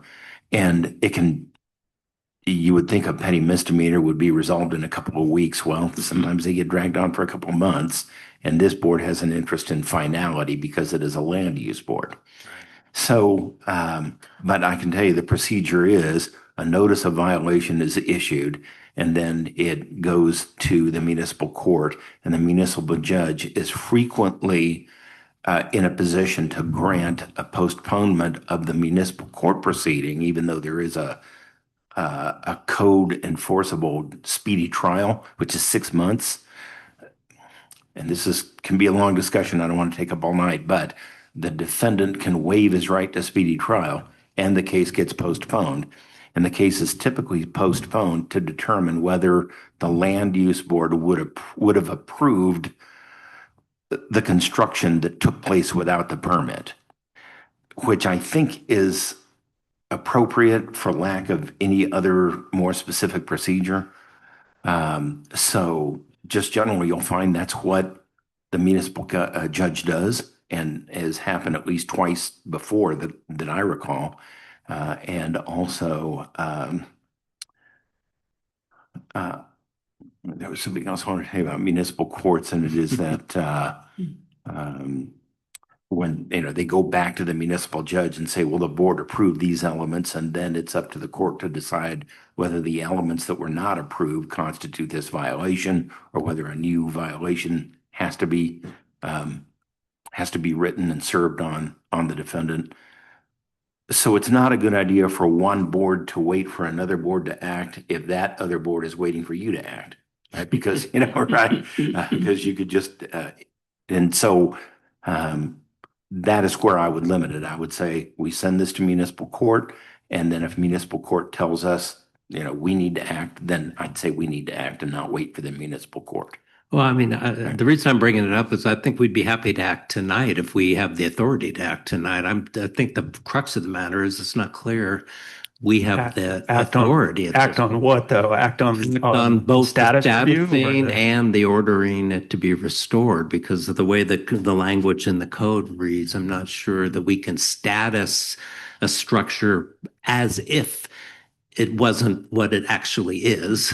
Right, An that's why- imaginary version of it in the past. And then secondly, I'm not sure we have the authority to then say you have to restore it to what we say it used to be, because the authority we have to do that only arises when we decide that we downgrade the status, but we just upgraded the status. So it's the way the code reads, I don't know that we have the authority, I guess is my problem. And it seems to me that maybe if the city just took enforcement action and said to the applicant, look, you need to restore it and then get it before the board, then it'd come before the board in the proper framework. I think that's correct. Okay. Yeah, I if I may, real quick. Let me hear what Heather has to say.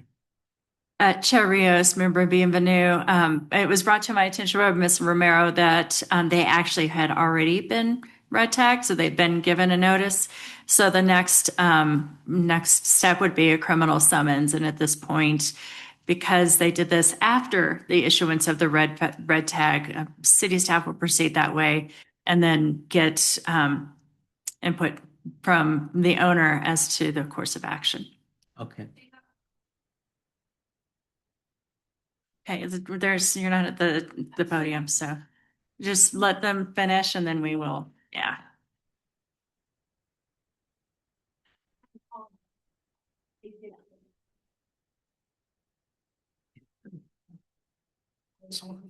Thank you. Apologize, Madam Chair, members of the board. When we went to the hearing, and Gary, correct me if I'm wrong, when we went to the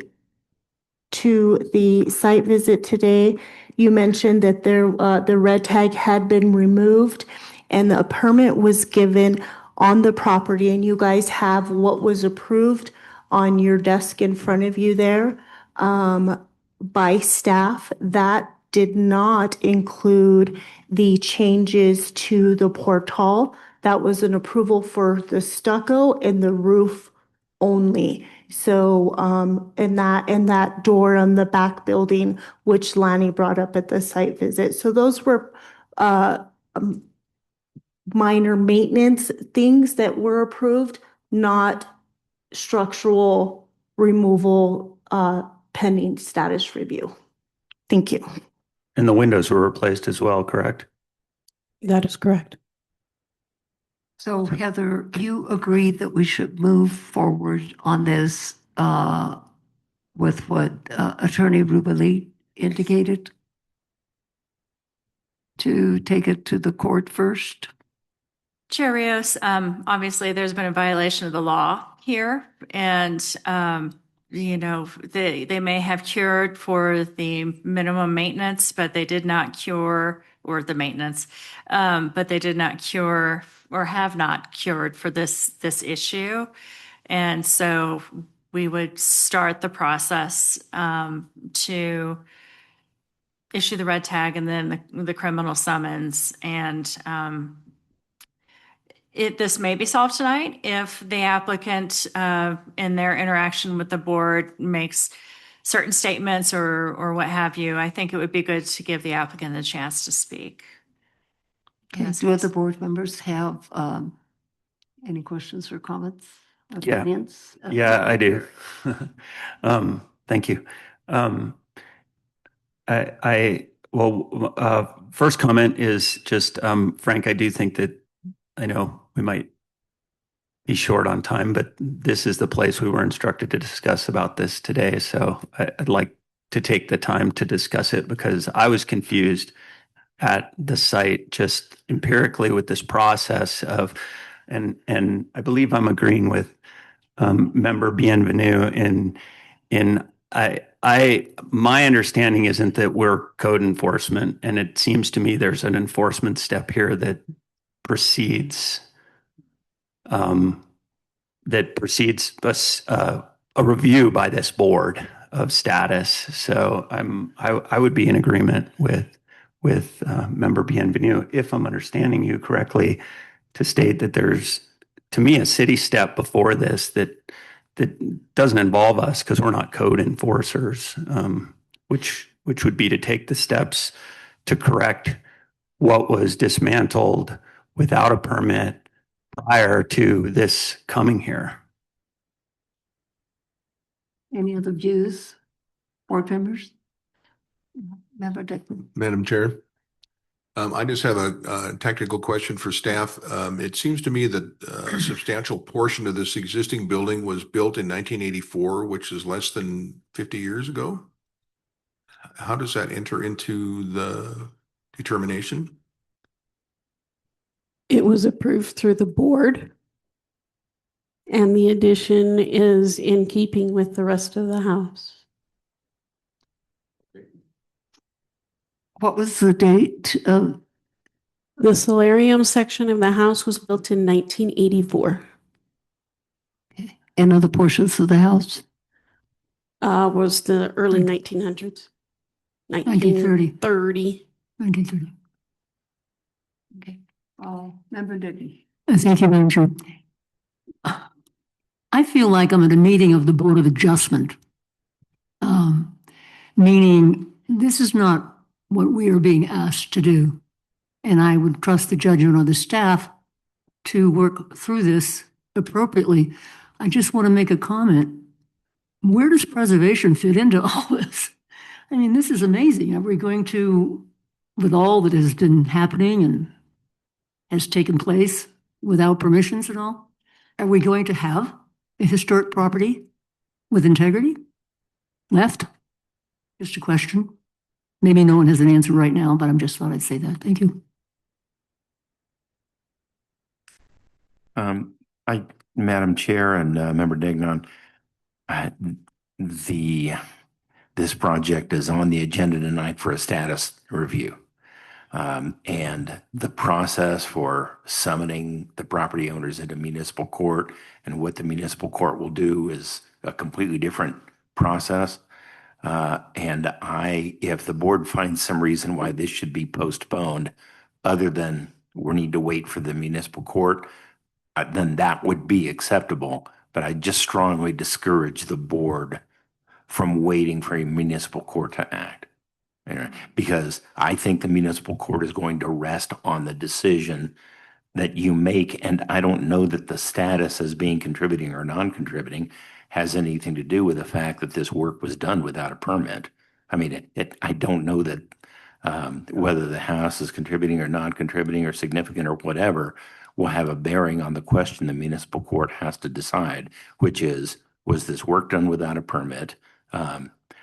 Is that a petty misdemeanor? And then ultimately, if the defendant is found guilty, what the remedy will be. So you may want to revisit it after that, but my guess is it's going to be months, if not a year or more down the road. So Frank, you are saying that we need to address the status of the building. I think you do. Even I don't. Clear, I thought you were indicating that it should go to the municipal court. Well, it should. Well, I'm sorry if I. Yeah. Okay. No, it should go to municipal court if the city decides it wants the petty misdemeanor of proceeding without a permit and making these changes without a permit to be prosecuted. it needs to go to municipal court. But I don't know that the municipal court's decision is going to be based on what decision you make about the house's status. And I discourage you from waiting for municipal court to take action on the case, because you'll be waiting a long time, and I don't know that it will have a bearing on what the municipal court has to decide. Member Benvenu. Thank you, Madam Chair. Well, yeah, just to put a fine point on it, the reason we're talking about the municipal court and the enforcement action is presumably that's where the order would be made to restore it to what it was before the unauthorized work was done. That was the question I had.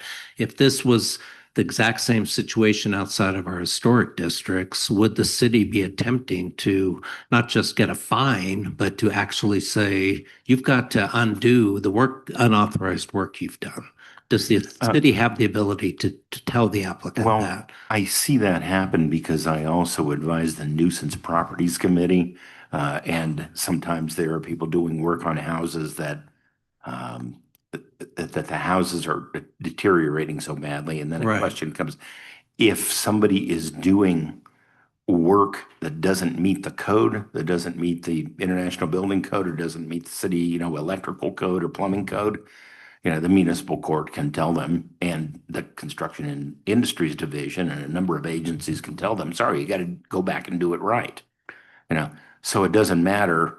Historic design doesn't matter. It's a code enforcement matter. Right. That's a precedent that the municipal court is telling them to restore, to correct their issue, not the board. Right. I mean, that would be a precedent saying that the municipal court in those instances where they're not meeting the building code, or the municipal court are the ones who are going back and demanding that they correct the issue. Well, I think what is important is that on the agenda tonight, right, is a status review. Right. I will have to discuss it with the staff about, where we would proceed in terms of ordering them to restore, to restore it to what it was.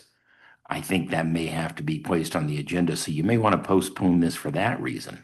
Right. I think that's where we're trending, but we're still just trying to get a sense of the procedures here so that we know whether to postpone or to rule or what, because I think what we're all saying, or the ones that have spoken so far, is that we don't think we have the authority, the way the ordinance reads, to first upgrade it and then downgrade it. And the only way we can ask them to restore it to what it was, which presumably we would want to do if we were deciding that before the unauthorized work, it was a contributing structure, and after the unauthorized work, it was no longer a contributing structure. The problem is we can't do that until we first make it contributing and then undo that, which doesn't seem to make any sense in this situation. The other alternative to getting there, though, which would be for the city to inform them that this work was unauthorized, you need to take it all out and get it back to where it was before. And if they refuse to do that, go to court to get an order telling them to do that. Mm-hmm. And then once you have the order in place, they do it. Then it comes before us for the status review. Well, that's what I'm just saying would be the way I would see the only way. Whether it takes a month or 5 years, I don't know, but it just seems to me that's the proper procedure. Then perhaps the best thing to do is we postpone so we can place a different agenda caption so that it is clear to the public that that's what we're deciding. And then we need to decide, are we going to write a municipal summons or not? But as it sits now, this structure is non-contributing.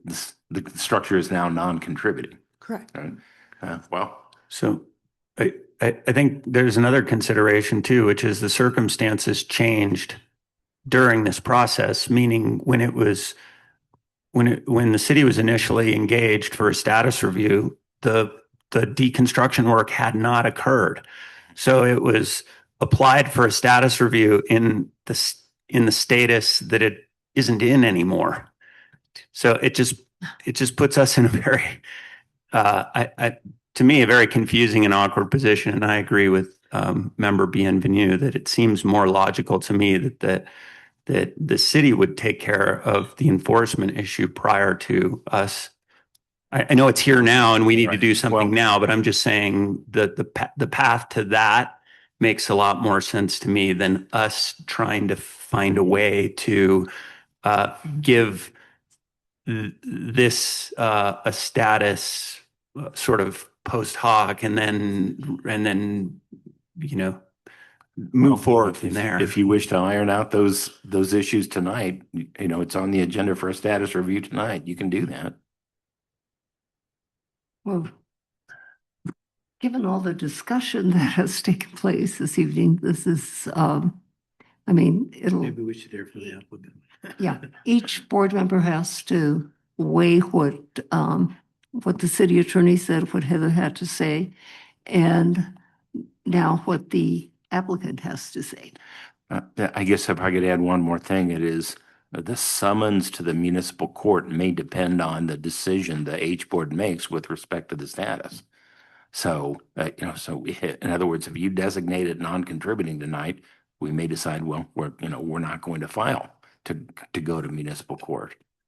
Okay, but just to be clear, we would be statusing what was, or are we statusing what is? That the code doesn't give us any guidance on that. Yeah. Okay.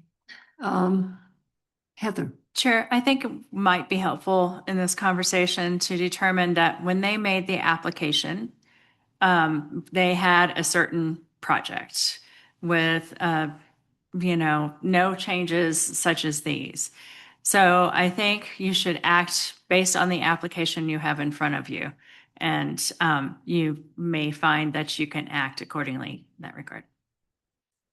Okay, Member Richard, did you have something?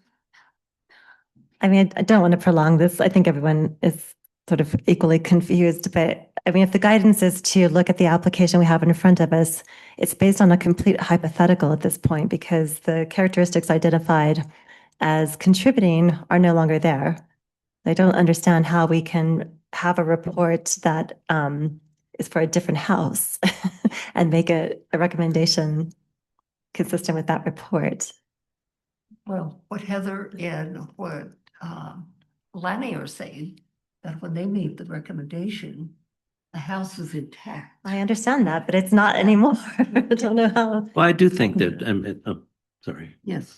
I do think that a motion could be crafted that says the board finds that the condition that it was in prior, at the time the application was made, and prior to the unauthorized changes, the board would find that in that condition, it was a contributing structure.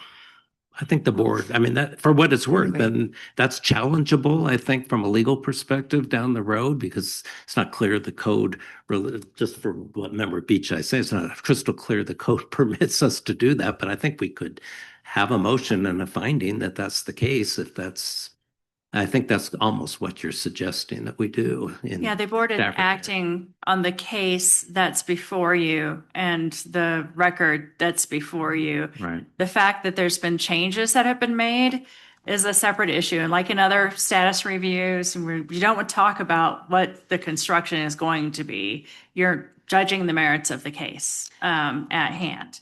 Right. So it just may be that you're judging based on the record that you have and maybe not what you saw in the. We'll pretend we didn't see it. Okay. Lanny, did you have anything further? No. Okay, I will ask for the applicant to come forward. Hi, please raise your right hand and state your name and address for the record in the microphone. Jennifer Salambini, 125 Lincoln Avenue. Thank you, Jennifer. Do you solemnly declare and affirm the testimony you have in reference to this item is the truth, the whole truth, and do this under the penalties of perjury? Yes. Thank you. She's been sworn. Thank you. And I apologize for my excitement earlier. I just really wanted the opportunity to speak And just to clarify, I was informed by staff of concerns regarding additional work beyond the permitted scope this afternoon. I have not independently verified the extent of that work, so I do not want to speculate or misstate facts. And respectfully, my comments this evening are focused on the status review and the question of contributing versus non-contributing designation. Thank you for your time and consideration. Respectfully, I do not agree with staff's recommendation to upgrade the residence from non-contributing to contributing status. I appreciate staff's analysis and the historic context provided. However, I believe the HICP evaluations and the applicable code definitions more strongly support retaining the property's long-standing non-contributing designation. My comments are based on the following points. The property's long-standing official designation is non-contributing. The structure was classified as non-contributing during the original historic survey process in the 1980s due to alterations, and that designation has remained in place for decades. The professional 2026 HICP prepared for this review also concludes that the recommendation should be to maintain non-contributing status. I believe significant weight should be given to that formal evaluation. Much of the structure consists of later additions or altered conditions. The HICP notes that the west elevation consists entirely of post-1978 construction, significant portions of the south elevation post-date 1978, and the building has undergone substantial changes over time. This raises a legitimate question as to whether the structure presently retains sufficient integrity to meet the code definition of a contributing resource. Staff's recommendation appears to rely on future restoration rather than current conditions. Staff notes that integrity can be regained if certain corrective work occurs, including restoration of the solarium, windows, portal detals, and canales. If integrity must first be regained through future restoration measures, that suggests the structure may not presently satisfy the threshold for contributing status under the existing conditions before the board today. Section 14-4.6, restoration of status, does not appear to support upgrading the property. Staff cites the restoration of status provision. However, in this case, the property's actual former and long-standing designation was non-contributing, not contributing. I do not believe the restoration of status provision was intended to create a new hypothetical former status based on what staff believes may have been recommended prior to recent work. The HICP recommendation, a requirement by city staff from a city-approved party, should not be lightly set aside. The Commission HICP reviewed construction chronology, aerial evidence, additions and alterations, architectural development, and integrity considerations. After that analysis, the recommendation remained non-contributing.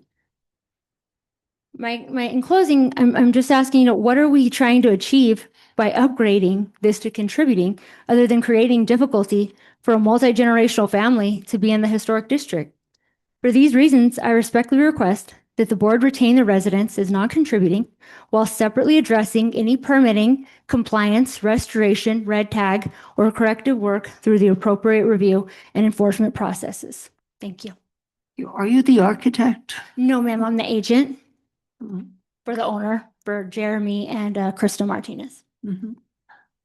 Any questions for the agent at this point? Yes, I received. I see that you have a business, Santa Fe Permits. Would you explain to us what your business is? Yes, I'm a liaison between the architect. I work a lot for contractors and architects, so they don't have to do the legwork and the due diligence involved with permitting. And in some cases, I'm contacted, like initially in this case by the client. They were red tagged, and we got the permit and we submitted the appropriate paperwork for approval so they could do the emergency repairs. The roof and some stucco work. Any other questions? Yes, Member Dickman. I have a question, perhaps for staff, maybe Director Lamboy. In terms of historic preservation, are the efforts that have been engaged in this property, are they going to alter that? We don't know what we're designating. I'm saying this is a little bit unusual. Has this happened before, and what happened then, if it has? That kind of issue, this issue, type of issue. Chair Rios, Member Degnan, there's nothing to alter in terms of non-contributing. So it's not like they're going to be requesting a downgrade as a result of these actions. Okay. So thank you. There are no other questions for you. And is there anyone in this room wishing to comment on this particular project? Come forward. Elizabeth, you've already been sworn. Thank you. I've already been sworn in. I think a red tag experience is an opportunity to make improvements based on the guidelines in the code.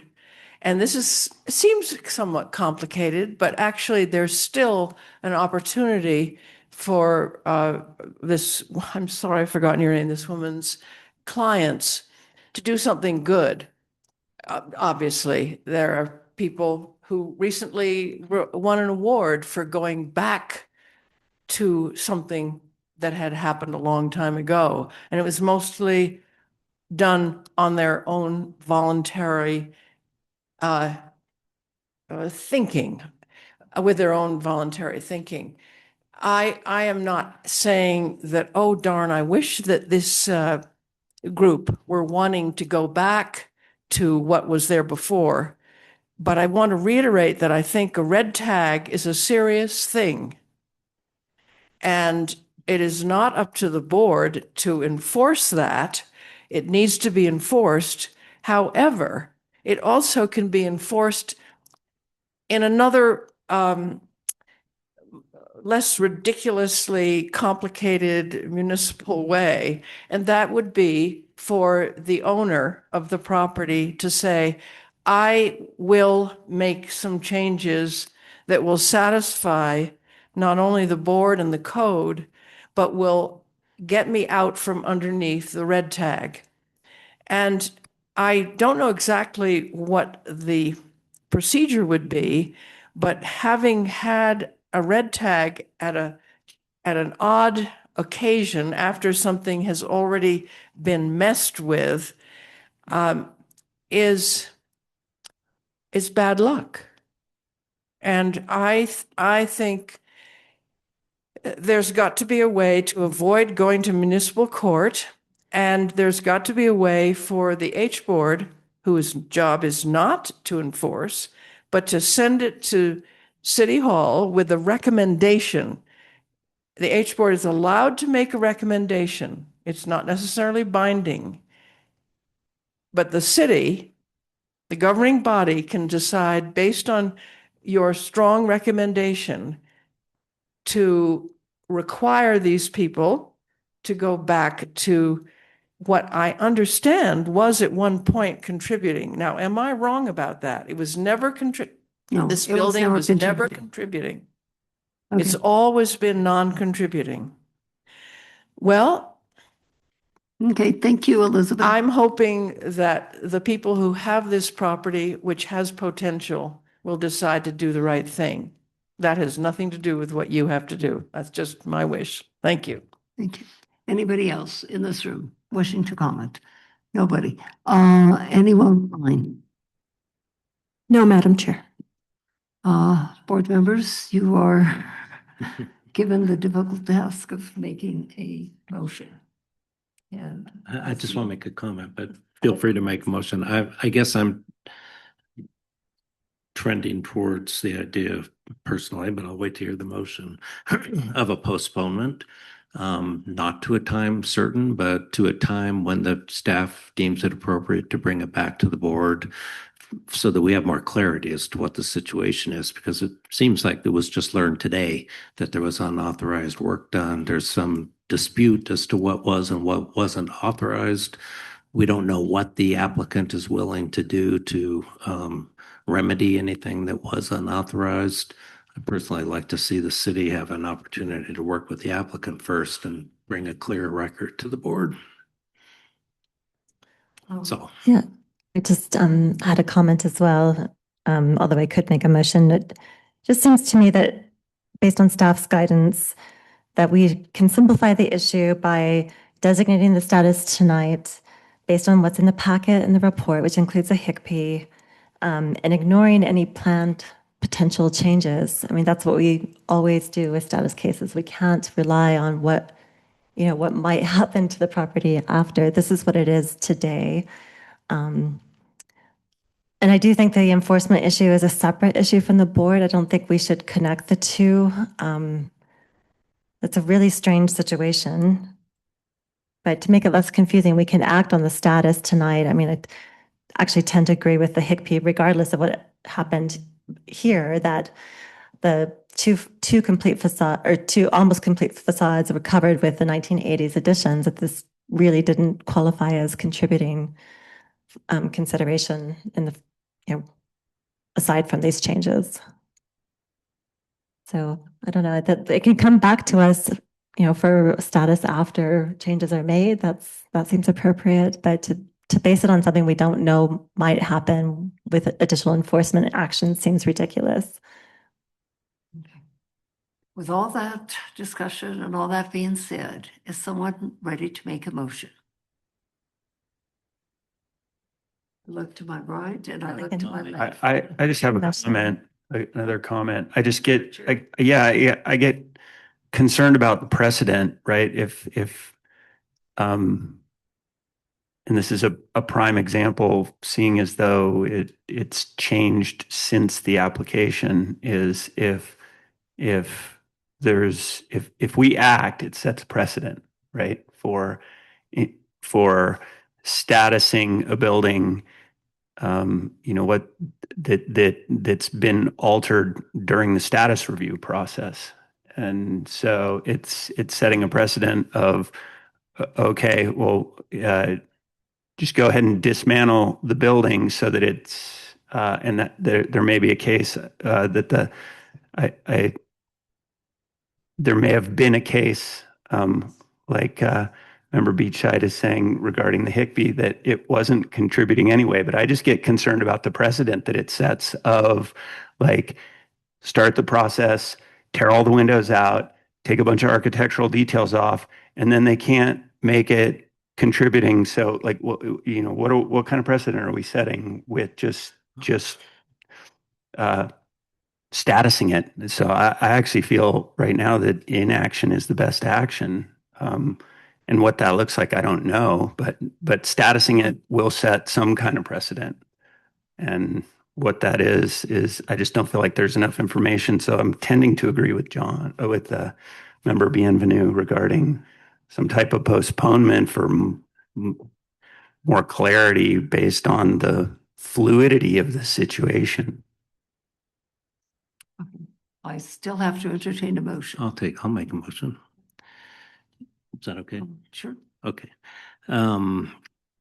So I guess a comment first. I would just say, I completely understand where Member Beachside is coming from, and I agree that if the board felt there was no question, but that it was a non-contributing building prior to the unauthorized work, I suppose they could just go ahead and say it's still a non-contributing building despite the unauthorized work. But for me, that's still an open question. And I think even the HICP says that one of the reasons for a recommendation of non-contributing is the unauthorized work. So the motion I would make, and I will make it, is that in 2026-012413 HDRB 247 Barella Street, I would move that this case be postponed until such time as staff has determined it's appropriate to bring it back before the board for status review based on additional information, specifically what unauthorized work has been done, what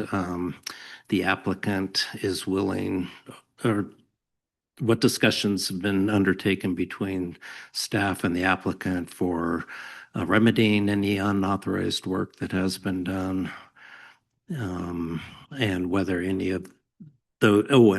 enforcement action is intended to be taken by the city to rectify any unauthorized work that the applicant has not voluntarily agreed to undertake. And once that information is available and staff feels it's has sufficient information for the board to make a status finding, that we would hear the case at that time. That's my motion. Is there a second to this motion? I'll second it. And may we have a roll call vote, please? Member Degnan? Yes. Member Bescheid? No. Member Benvenu? Yes. Member Cherry? Yes. Member Simmons? No. It's 3-2. The motion has passed. Thank you. Next case is located at 426 Delgado Lane. And may we hear this case? Madam Fine. Chair, if I may. Pardon me. Yes. We only have this room for a limited time, so I am honorably requesting that we postpone the last case of the evening to the next hearing. So we may.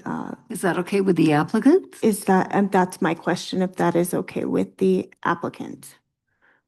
I'm the applicant for the case. I was delayed from the previous meeting because planning was the application deadline.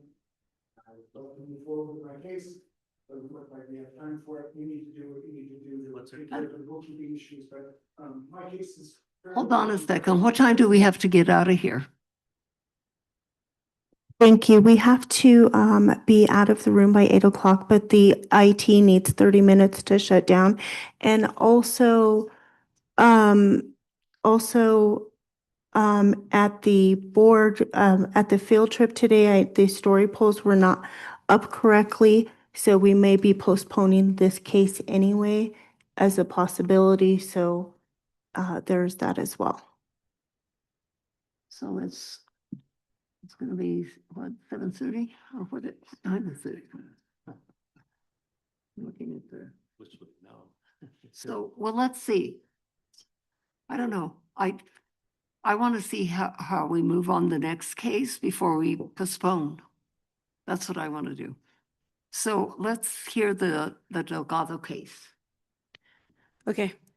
This is case 2026-012414 for 426 Delgado Lane for confirmation of status and primary facade designation, if applicable, for the primary residence, guest house, shed, and yard walls, and adoption of the 2026 HCPI.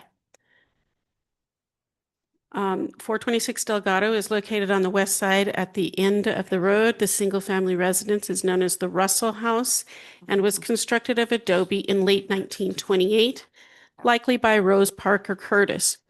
The residence is listed as contributing to the downtown and east side historic district, with the east designated as the primary facade. The guest house, tool shed, and site walls do not have a status assigned. The applicant requests no change for the status of the main residence, but confirmation is required with the new HCPI documentation. The original portion of the house is on the north end and is constructed of adobe. It was first plastered in 1933. An open porch was added to the east entry in 1936. The east elevation once held vigas that were cut off and covered in 1946. The east enclosed porch entrance was constructed in 1954. The porch hall and French doors were added to the west elevation in 1958, and the wood double-hung single-pane windows were installed in 1964.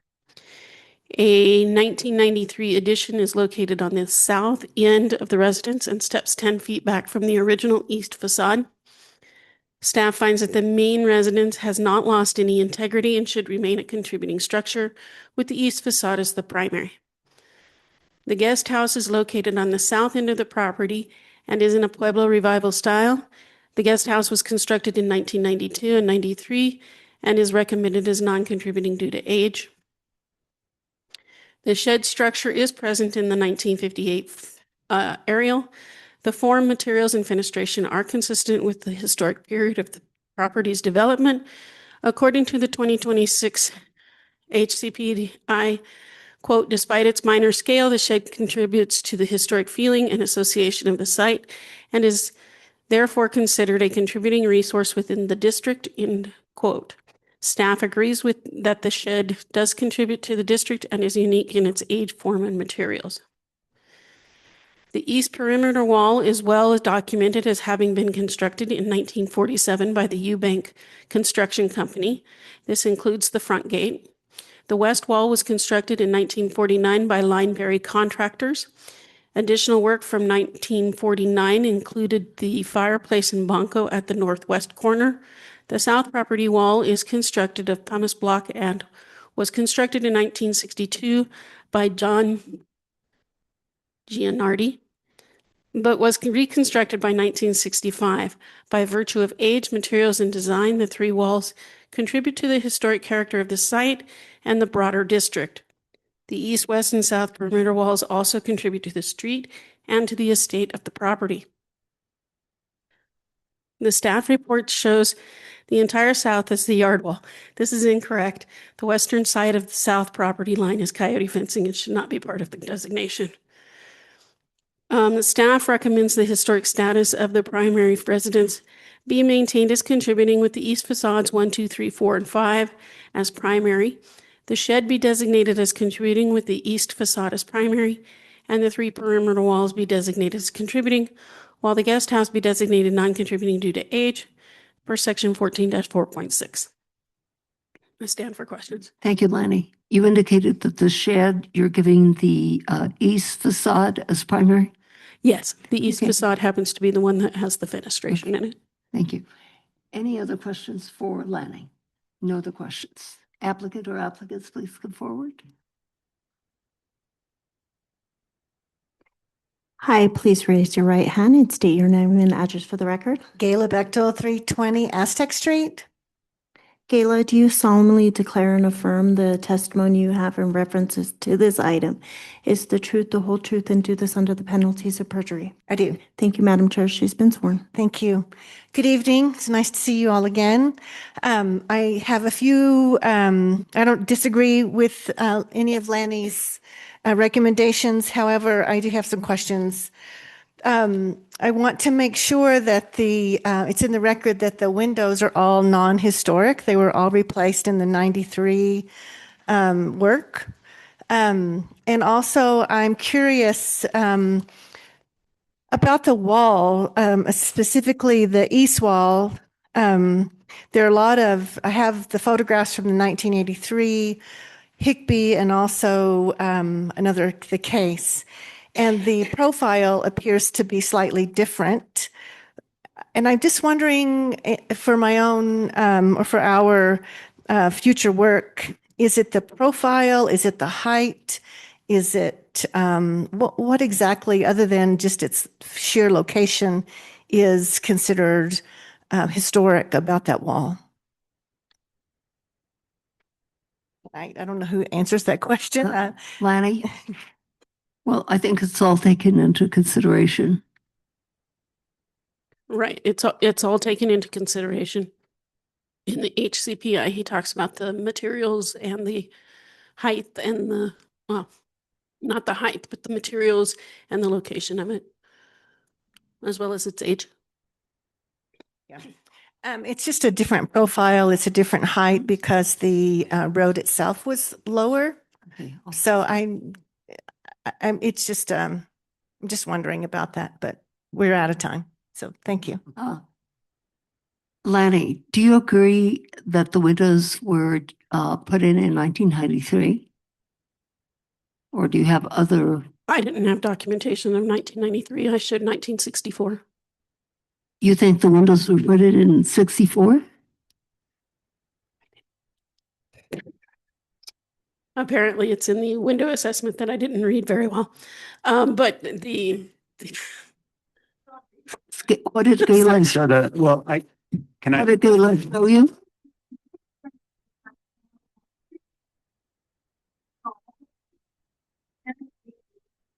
You have to sign up for a new library card. The library will be closing in 30 minutes at 8 o'clock. Can I comment? Sorry, what was presented? What are you saying, Lonnie? I couldn't hear you. Windows.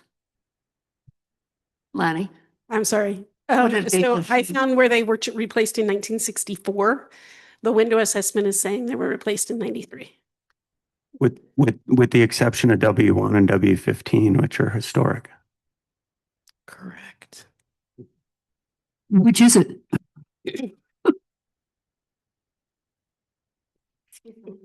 So your assessment, the assessment that we had that Ray Patterson did is in your packet, which is why Member Cherry understands that there's only 2 windows left.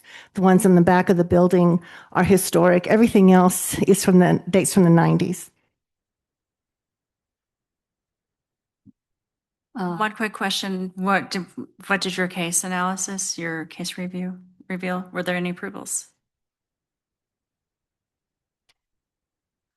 Former approvals? I don't remember. It's in the staff. I know that they had one case. All right, the staff report states, and I'm sorry, Madam Chair. Yeah, no, please, Heaven. The property came to the HDRB in 1992 for a second floor addition, which was denied, and guest house, which was approved. And there's no administrative approval cases on file, so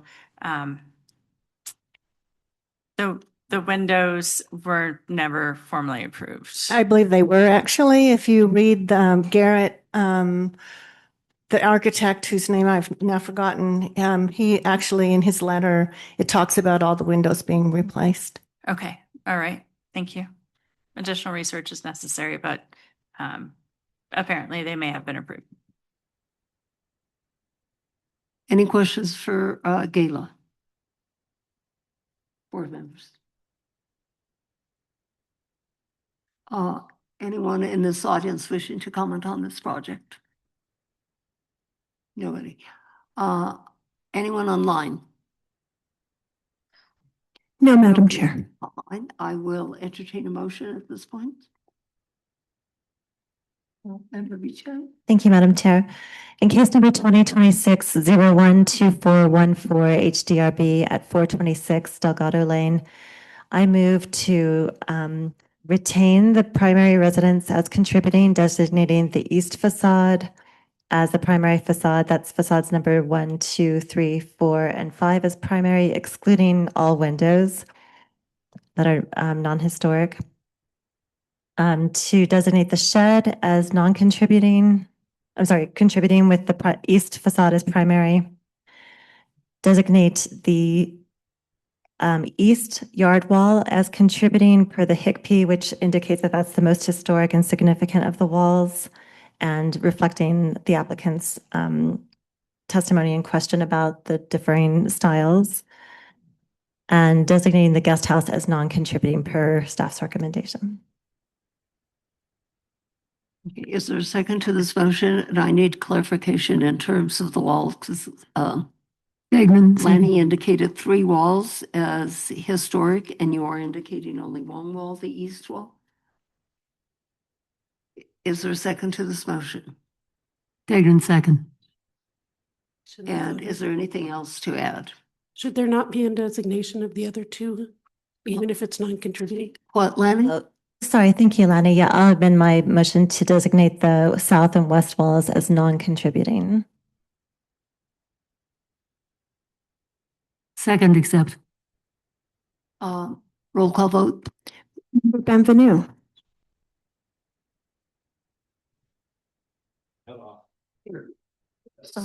He's saying yes. Got red lights. Oh, there you go. Yes.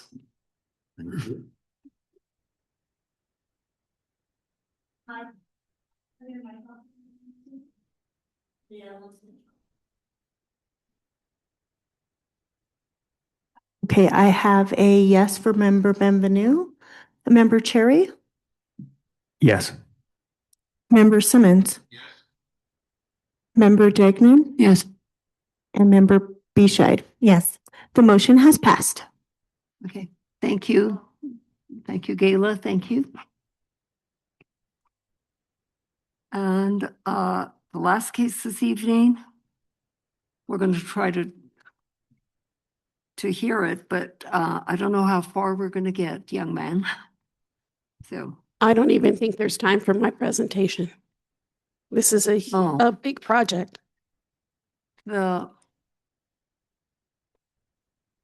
I I'm really sorry. I think we're going to have to postpone. Yeah, so is there a motion to postpone this last case? I make a motion to postpone. And do I Okay. hear a second? Indicate the address at least Yeah. and the case number. Do you have it? I might, Ten- yes, my 1062. computer shut off. So. 1062 Camino San Ocasio. And in case 2025-01-2284 HDRB 1062 Santa Casia, I make a motion to postpone till the next hearing. That hearing is June 9th. It's June 9th. Oh, All those in favor say aye. aye. And Aye. opposed say no. Thank you. Do we have any discussion items? what- Thank you, sir. Can we clarify, can we request there was some story poll, I think he can get Yeah. together with staff. They'll yeah, indicate add, exactly. add some story polls to the corners of the building, please. Thanks. Okay. Thank you. And sorry about that. Any discussion items, staff? Nothing? Any matters from? the Chair board? Rios, I'm sorry, Chair Rios. Yeah. I was asked to bring to the board's attention that the appeal filed by the Old Santa Fe Association regarding the Marriott Hotel, which was approved by the Planning Commission in February for 1000 Cerritos Road. We are contemplating hearing that appeal before the governing body on June 24th. That'd be the second governing body meeting in June. Okay, thank you. No matters from the board. Our next meeting will be June the 9th. And hopefully we'll be back at the chambers, city chambers. And do I hear a motion to adjourn? Adjourn. And do I hear a second? Second. All those in favor say aye. Aye. Say no. Thank you. Thank you all.